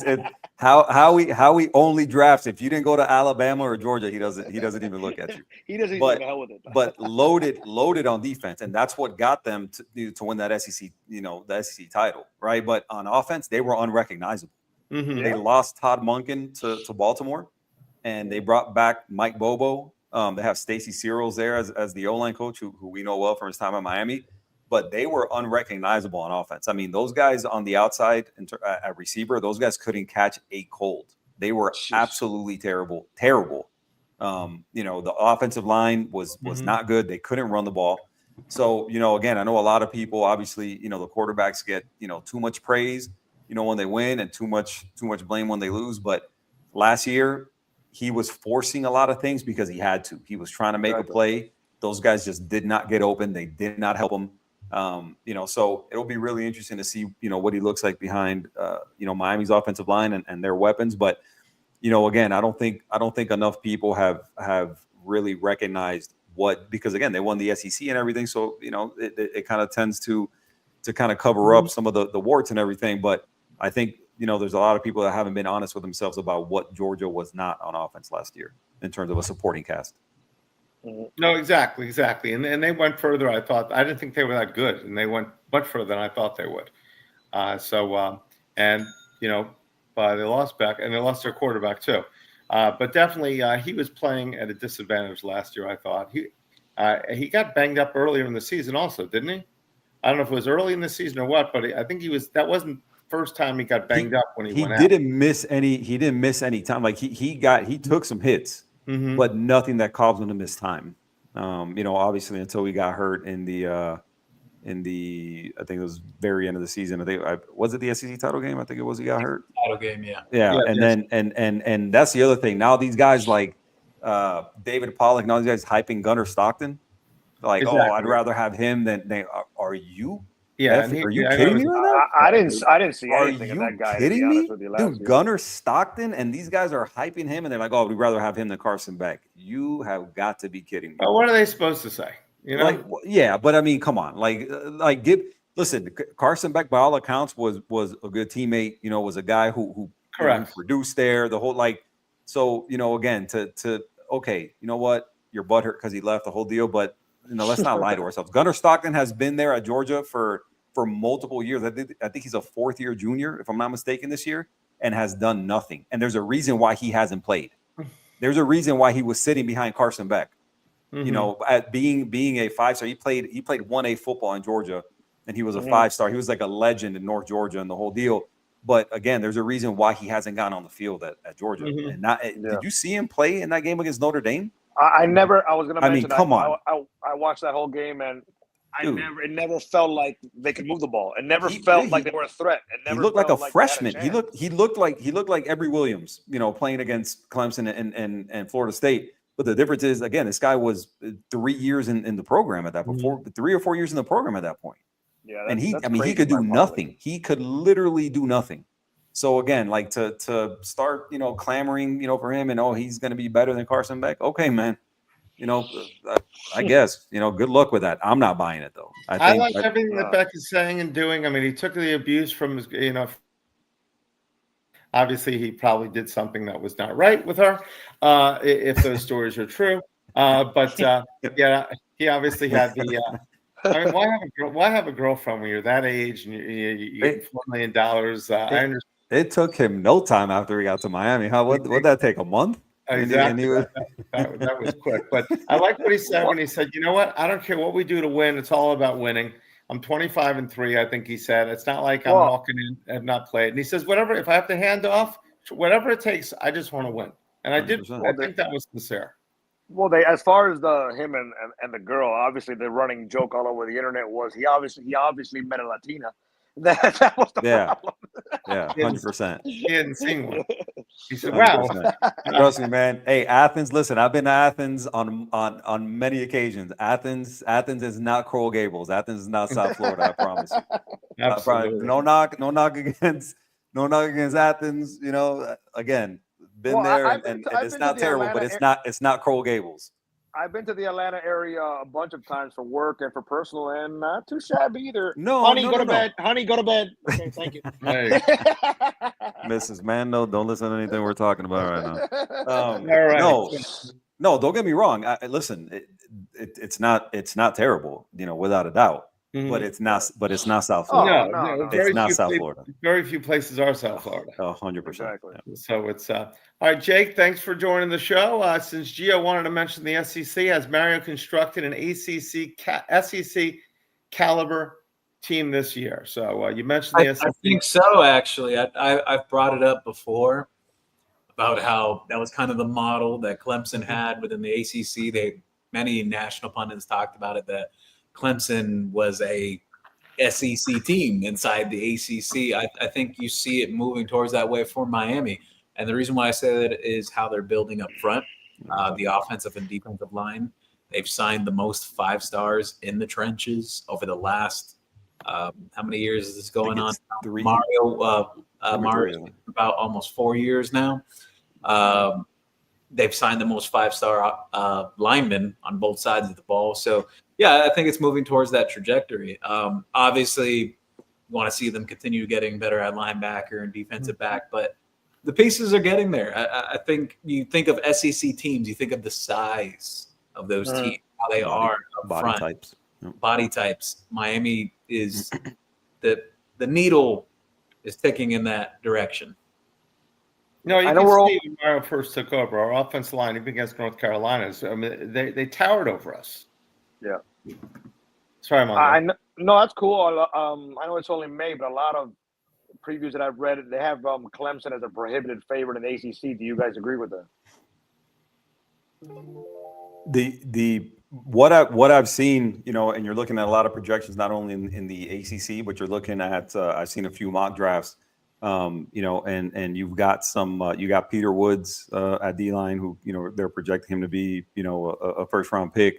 You got a couple guys, you know, there on defense, you know, that are projected to go high in the draft. Really talented at quarterback, really talented at receiver.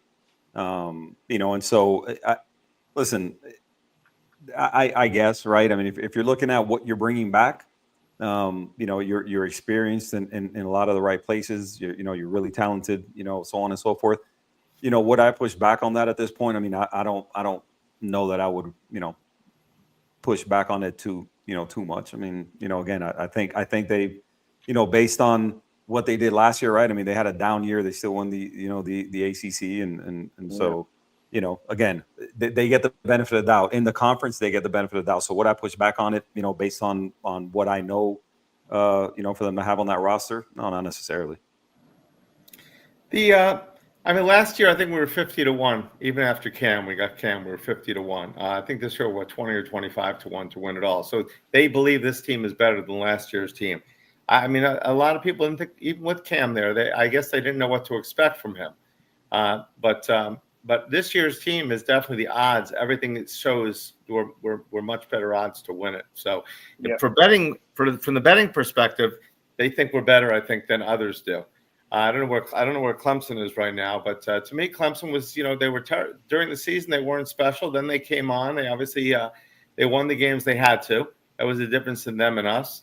And but to me, Clemson was nothing special last year. I don't see why. Like you said, I don't think their quarterback is that great.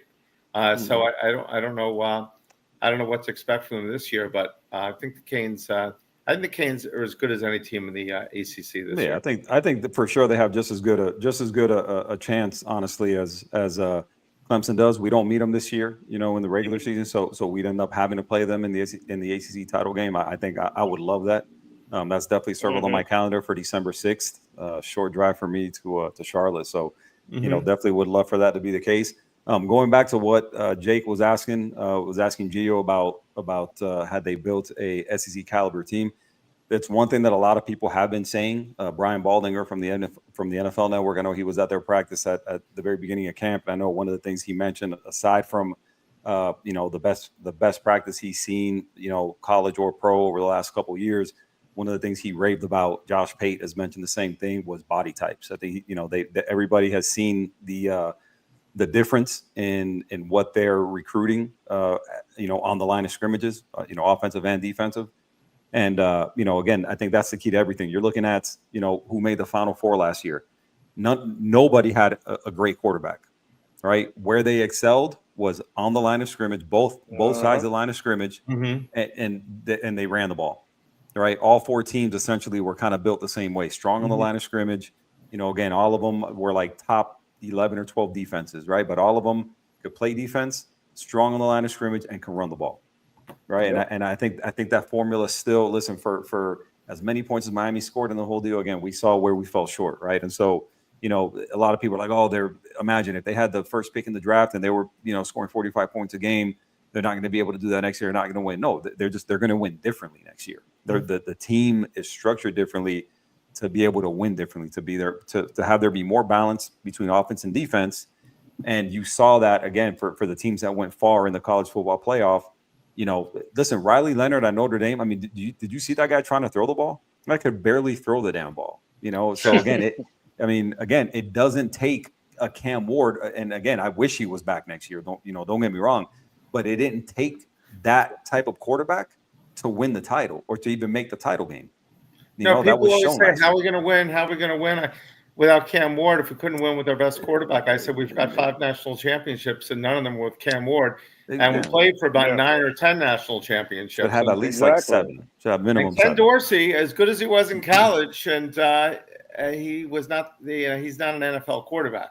Steve Walsh was not a great NFL quarterback either. Craig Erickson, and these guys, won national championships. So I look back though. When we say a team can run, the team must have run at the right time, and I don't believe Miami did that. If you look back at the Georgia game, which went to like 56 overtimes. You remember that game? And they should have won. I think it was 8 overtimes, I believe it was. Yeah, that game cost us, I thought, the chance at the national. I knew if Georgia loses that game, I felt that we were going to get in. Obviously we lost to Syracuse, and but I thought even with the loss to Syracuse, we would get in with that, but. Georgia Tech was running right through them, but they ran the ball one time, I think, in those one down possessions. It's like they're throwing every down. It's like you got here with the run. The quarterback is unstoppable. Run the ball. It's like teams need to do the right thing at the right time. I know it's easy to say, but your game plan should not completely change because of the you need a yard now to run and score a touchdown. Let's try to throw it in. It's amazing how many times both teams were stopped. And that's what I see the Hurricanes. We got down to it. We could have won the game if we would have just, that's where the play calling has got to make a difference. That's where the defensive stops. Georgia Tech the year before, when we go ahead and, when the game is on the line, someone needs to make the plays.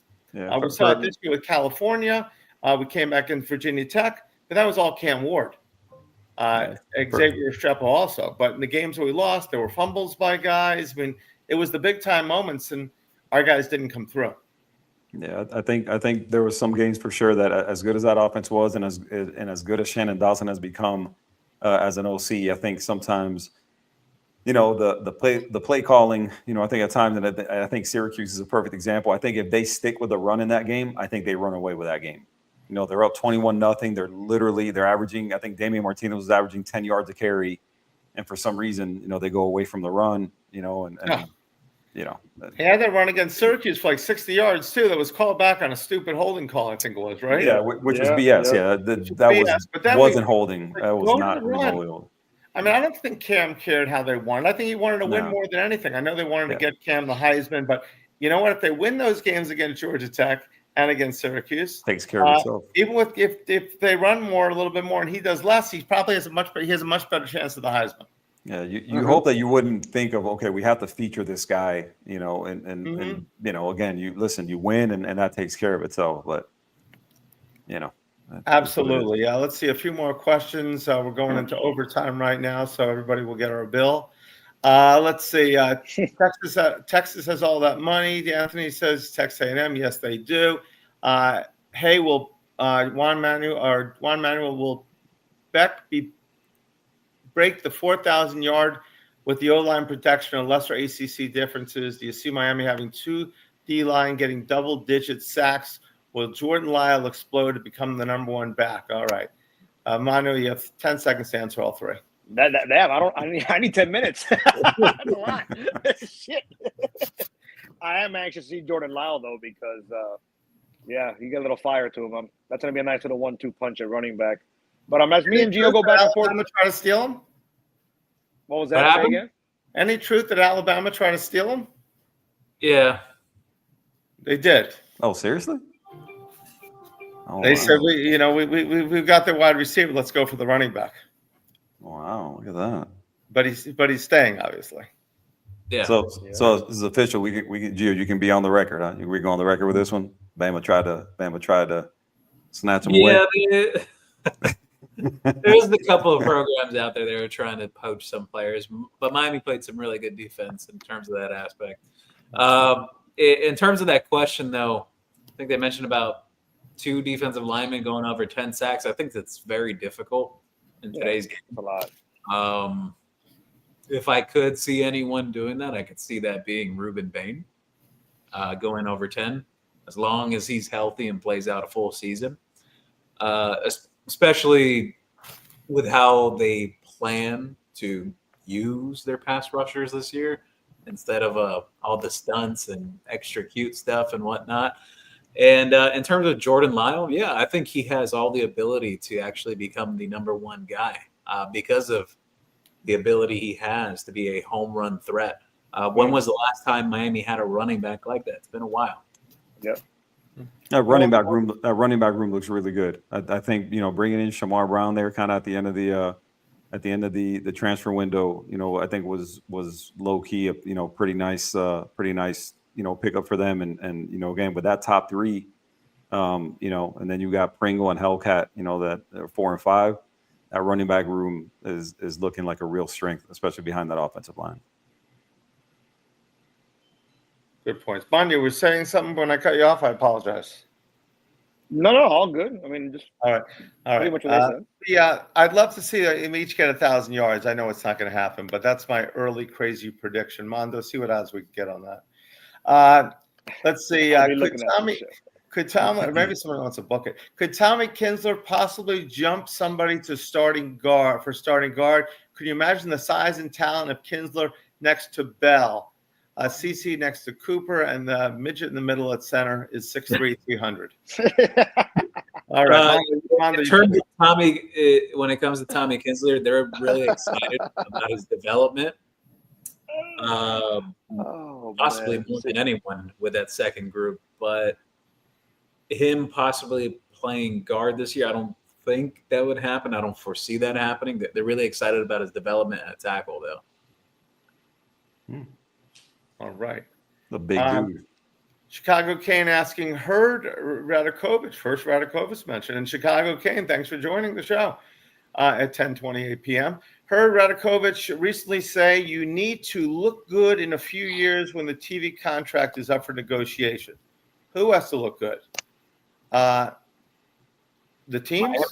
Miami has to win a title. Okay, so Miami is trying to get into what's becoming the Power 2. Okay, the Power 2, which we know they say you have to be an attractive product. And what I mean by attractive product is either you're a big-time football school or a big-time basketball school. Those are the money makers. But we know that if Miami goes to these outside conferences, it's just like it is in the ACC. I mean, everybody hates, if they hate Miami in the ACC, they're going to hate us in the Big Ten, where everybody's dealing with snow and we're going ahead and we're sitting in the sunny beaches. So it's going to be a problem. They're not going to like us. So we're not going to get the calls. Okay. I don't see us getting calls against Ohio State or Michigan or Wisconsin or whoever it is. So I just don't see what the advantage will be outside of, obviously, the biggest, outside of money, which is number one, the biggest advantage, and outside of more teams can possibly get in. I just think we're going to be alienated in that conference just like we are in the ACC. At least that's always because of the public perception of Miami, but just revenue-wise and where everything's going, Miami has to go to one of those Power Two. I don't anticipate it being the SEC. I'd be surprised if Miami made its way into the SEC. It's Big Ten or bust. And Miami's approach just with conference realignment too. Like, I understand Clemson and FSU, they were trying to make a whole lot of noise through the legal route. Miami's just watching from afar, seeing if possibly they poked a hole in something there and found a way out. But Find a loophole. Miami's not going to rattle the cage, though. But when the time is right, they'll make the jump, and the Big Ten does want them. all right. Well, I know you guys. So speaking of revenue, and remember we were talking, a while back about money and the whole deal. This article was updated May 18th, 2025. So this one right here says the Big Ten was the highest grossing conference. All the schools, the 12 longest standing members made $63.2 million. The SEC, 52.6, and the ACC roughly 45 per school. Yeah, but and that's what the contract will be, or what it is right now. Well, no, this is like currently, and what schools, made during the current agreement. So 45 for the ACC, 52.5 for the SEC, 63.2 for the Big Ten. Okay, wow, still a bit, and it's going to grow, which is pretty scary. Let's see, what do we got here? Hassan Nussmeier. We haven't spoken about Nussmeier. He's the LSU quarterback, correct? Garrett Nussmeier, number one overall, and had 27-12 touchdown interception ratio. He was number one. Carson was 28-11. But a lot of what Nussmeier, I'll be honest with you, a lot of what Nussmeier's issues was with LSU last year, they had some early problems with the run game until Caden Durham kind of stepped into that lineup and kind of took the reins of that backfield. Their offensive line, despite having some NFL prospects, was a really big letdown. Nussmeier is actually a really talented quarterback. I think he's going to be good. Nussmeier. So, hopefully I saw one of those same rankings that the 1 through 10, like they did with the best quarterbacks, and I can't remember who put together the list, but they had the LSU quarterback room as the number one quarterback room in the country with him as a starter, Michael Van Buren as the backup. So they think pretty highly of Nussmeier, obviously in college, and then how he projects to next year's draft. All right, Bobby, Finns Talk Sport Network. If that is Bobby, in summary, they aren't good enough. Was he talking to us, or is he? He was talking about the baseball team. Oh, the baseball team. Okay, we just got to that. The mullet run. I guess the duck is here, right? Welcome, Duck. Better duck. Better duck. Run the ball, stop the run. That's the key. Correct. Run the ball, stop the run. Win the obviously win the special teams, win the line of scrimmage, win the passing game. We can do all that, and Mario doesn't make the wrong calls during the heated games. It's no coincidence it ain't brain surgery. All the best teams. I was breaking news by Mando, and someone obviously didn't like what he was saying, that they took it off the thing. Let's see real quick. A few more questions. Gio, what are your thoughts on Miami going up to the Big 12 after winning an ACC championship because they're getting private equity money next year? What are your thoughts on that? You know anything about that? Well, I've heard about that, about Big 12 getting involved with private equity and whatnot. I just don't think that's a route that Miami goes down. I know some people have theorized, oh, what if Miami goes there? It would be terrible just for the brand moving forward. Big 12 is going to have very limited spots in the college football playoff when they move to 16 teams and everything continues expanding. They're basically going to be treated like the redheaded stepchild. So it's the equivalent of staying in the ACC. Like, yeah, you may get a little more money, but believe me, the Big Ten wants Miami. That will be their landing spot. There's a lot of things going on there. Actually, there was a question before that I really liked, though, from Anthony Monsanto. He mentioned he was recently watching a Florida show, and he said, I'm not sure if it's delusion or if they actually believe it. They said they think the Gators are going to go into Hard Rock this year and blow out Miami. I read that and it said Ford show, and I wasn't sure what it meant. But okay, it was a Florida show. Okay. I think I don't know that it's delusion. I think it's both. I think it could be slightly delusional, but I think they do really believe that this year, and again, I think it all hinges on Lagway, right? I think by and large, everybody is just assuming that he's just gonna become, he's gonna become the man, and they're expecting huge things from them, just kind of across the board. I think they're expecting for that defense to be really good. They're expecting for the O-line to be really good, and they're just expecting for Lagway to be a Heisman Trophy candidate. So. They're obviously they were a lot better at the end of the season than when we played them. But they're also thinking retribution and payback because we blew them out in the swamp. And they're thinking, okay, that's what I think. I think it's not to say it can't happen, which I don't believe it will, but I think it's wishful thinking because, okay, we blew you out last year. You blew us out last year. We're going to blow you out this year. People think like, and that's just common thinking. I've thought that too. Some things, hey, it's going to happen this way. Just because you think it's going to happen doesn't mean it will. Exactly. Hey, Gio, what's your thought on Lagway and what he's going to become this year? Or do you believe the hype and you think he's going to become like this huge megastar? I think he has a lot of potential, but I think potential is a scary word until it's actually like developed or actually happens on the field. Had some bright moments last year, had a lot of lowlights too.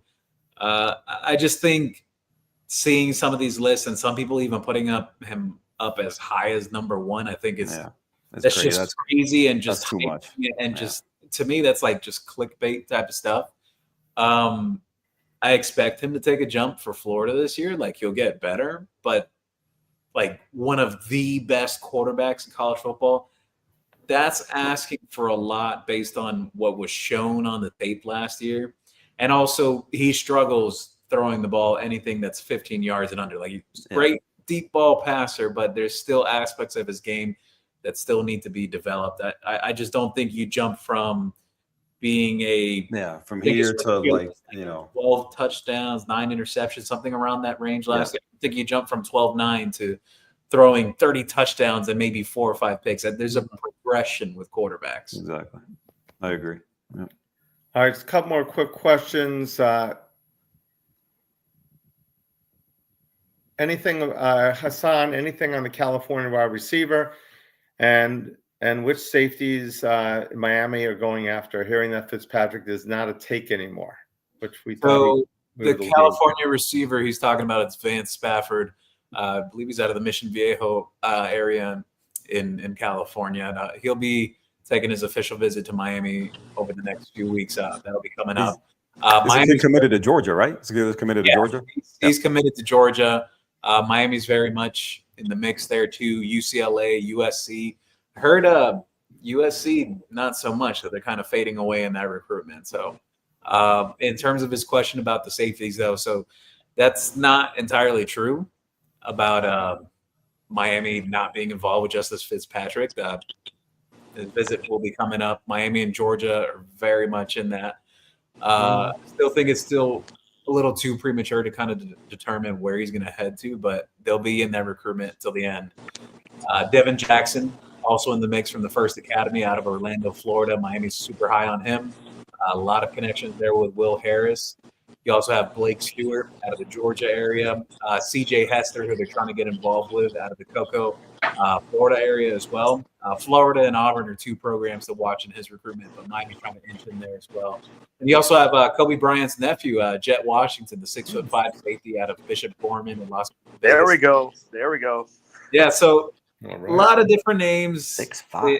in the mix there. At safety. We thought James was big. Yeah, there's a lot of different names in the mix there. One other one that they're trying to flip from Georgia, but it may be really tough, is Zeke Fort out of IMG Academy. He's originally from the California area as well. All right, awesome.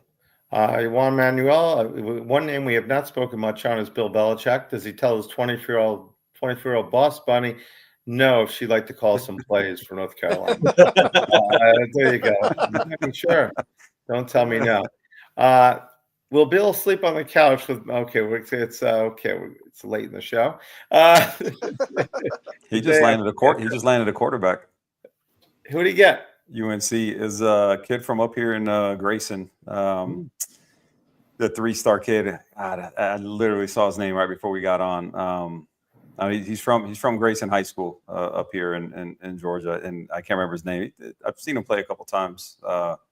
Because his school is right up the street from where I work. The kid can play. I mean, he was a 3-star. I mean, we'll see what he develops into. But he's been slow. UNC's been slow to kind of get that recruiting class going. So interesting to see how that will be goes. Interesting. It's I'm glad. I mean, the previous coach obviously kept beating us, so I'm glad he's gone. But I don't know when the next time we're playing North Carolina, but that would be interesting to see Bill Belichick on the sidelines here down in South Florida at Hard Rock.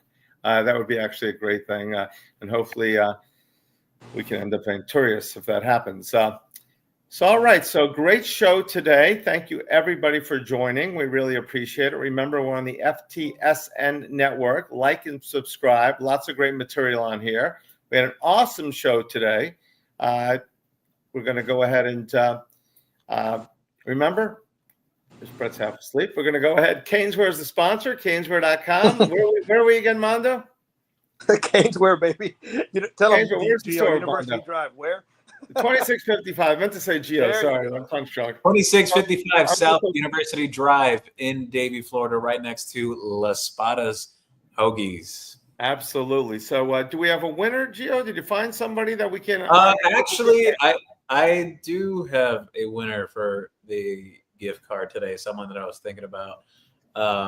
Really like. Gio's keeping it a secret, so tune in next time. No. I got it right here. Here we go. It's UMH34. He commented from X earlier. He mentioned to Brett, I grew up in South Florida, but live in Arizona now. I have been to CanesWear a couple times, but I had the pleasure to meet you once, I think, and I appreciate your passion for the Canes sports and South Florida teams at large, but also your appreciation for Canes fans in general. I order from CanesWear to start every season, so I thank you for your passion and love for the South Florida community. UMH34, I believe he should be the winner today. All right, Gio, congratulations, Gio. Thank you for picking that one out. And you can send that to Gio or myself at Canes_wear or Gio, and let us know your information, your email that we can send it to, and we'll send you out a $25 gift card. Again, thank you for everybody for asking questions. Juan Manuel trying to get one in there at the last second. Can you imagine Matthew Brown and Bill fighting non-Chapel Hill over a 24-year-old girl? Now, that would be a good reality TV show. All the old coaches come out of retirement for the young girls. Mullet Run, good show tonight. Thank you so much for letting us know. Amazing cast again. Guys, tell us where you're going to be. Mando, tell us where people can find you and what goblets of information you can be giving them. Well, on X, I'm at Lakers Canes 305, and it's obviously Memorial Weekend, so just looking forward to. I work tomorrow, but looking forward to a break, and I'm sure all of you are, to spend time with your family and friends, turn the grill on a little bit, and just relax this weekend, man. Awesome. Do you have a winner for the golf tournament, Mando? I think I say like Shane Lowry every week until he finally wins. So I guess I'll keep going. Shane Lowry can probably get 40 to 1 on the first round if you're betting. Q, thank you so much for being on the show today. You were an awesome welcome addition. Good job, man. Thank you. Come on, lots of great information from you. The flow went fantastic. tell us where people can find you, your podcast on X and wherever else. For sure. On YouTube, guys, the I Hate Football podcast, same as on Instagram, on X/Twitter, Hate Football Pod. Definitely appreciate you guys having me on, man. I've seen all of you guys on different shows. Love all the content, and definitely appreciate the hospitality having me on. Definitely look forward to getting with you guys again here really soon, man, and doing something else. Really enjoyed it. Well, awesome. You were awesome. We really appreciate it. The show was definitely flowed very well. So thank you very much for being a major contributor of the show. Sure. Thank you so much. You're very welcome. Gio, tell us let's tell us where you're not going to be, actually. Now, tell us where you're going. I know you're on QAM this week. You've been everywhere. So just tell us where to find you and some other special places. Yeah, you could always, I got a few appearances on WQAM every couple of weeks and whatnot. You can find me on Locked On Canes as well with Alex Dono. Come on there either weekly or bi-weekly. Make an appearance on there. Comics on Canes with Michael Yo. And also my main show with me and Amon Richards, Who Wants Smoke. Everyone's been talking about it. Everyone loves the show. It's been getting a lot of great reviews and feedback. We're working on adding a few more things even to the show as well that people really enjoy. Or you can also find me on X at Gio Milian. If you're a Hurricane fan, I'm sure you've seen some of my stuff out there, whether you're on Facebook, Instagram, X. My stuff gets shared everywhere, like even to the point my work gets shared like photos, and then I don't even get credit for it, but it is what it is. Definitely give credit. Give credit to people that the real ones know, my man. The real ones know. Exactly. Whenever you're going ahead, I found out on X, so I'm trying to get to that 5 million every 3 months, which is very difficult. But when you retweet something, you don't get any credit. So lately I've been going ahead and but if you do a quote with the tweet, okay, you get the credit for it. Just add a few words and you can pump up your volume a little just for the, to get to the number. I guess it's 5 million for every 3 months, which is not an easy thing to get, 5 million impressions. And now you also have to have like 75 or 100 people that are they're verified followers with the blue check. So please, everybody get their blue check and follow me. Follow everybody here. You can find me at Canes_wear on the X or CanesWear on Instagram, or you can find me on Brett Mitchell on Facebook or CanesWear on Facebook, or at CanesWear on University Drive in Davie. And we, again, thank everybody for joining us. The show has been an awesome success, and we appreciate all of our great listeners and commenters, and we look forward to seeing you next week. And until then, it's all about you. Go Canes. Go Canes. Go Canes.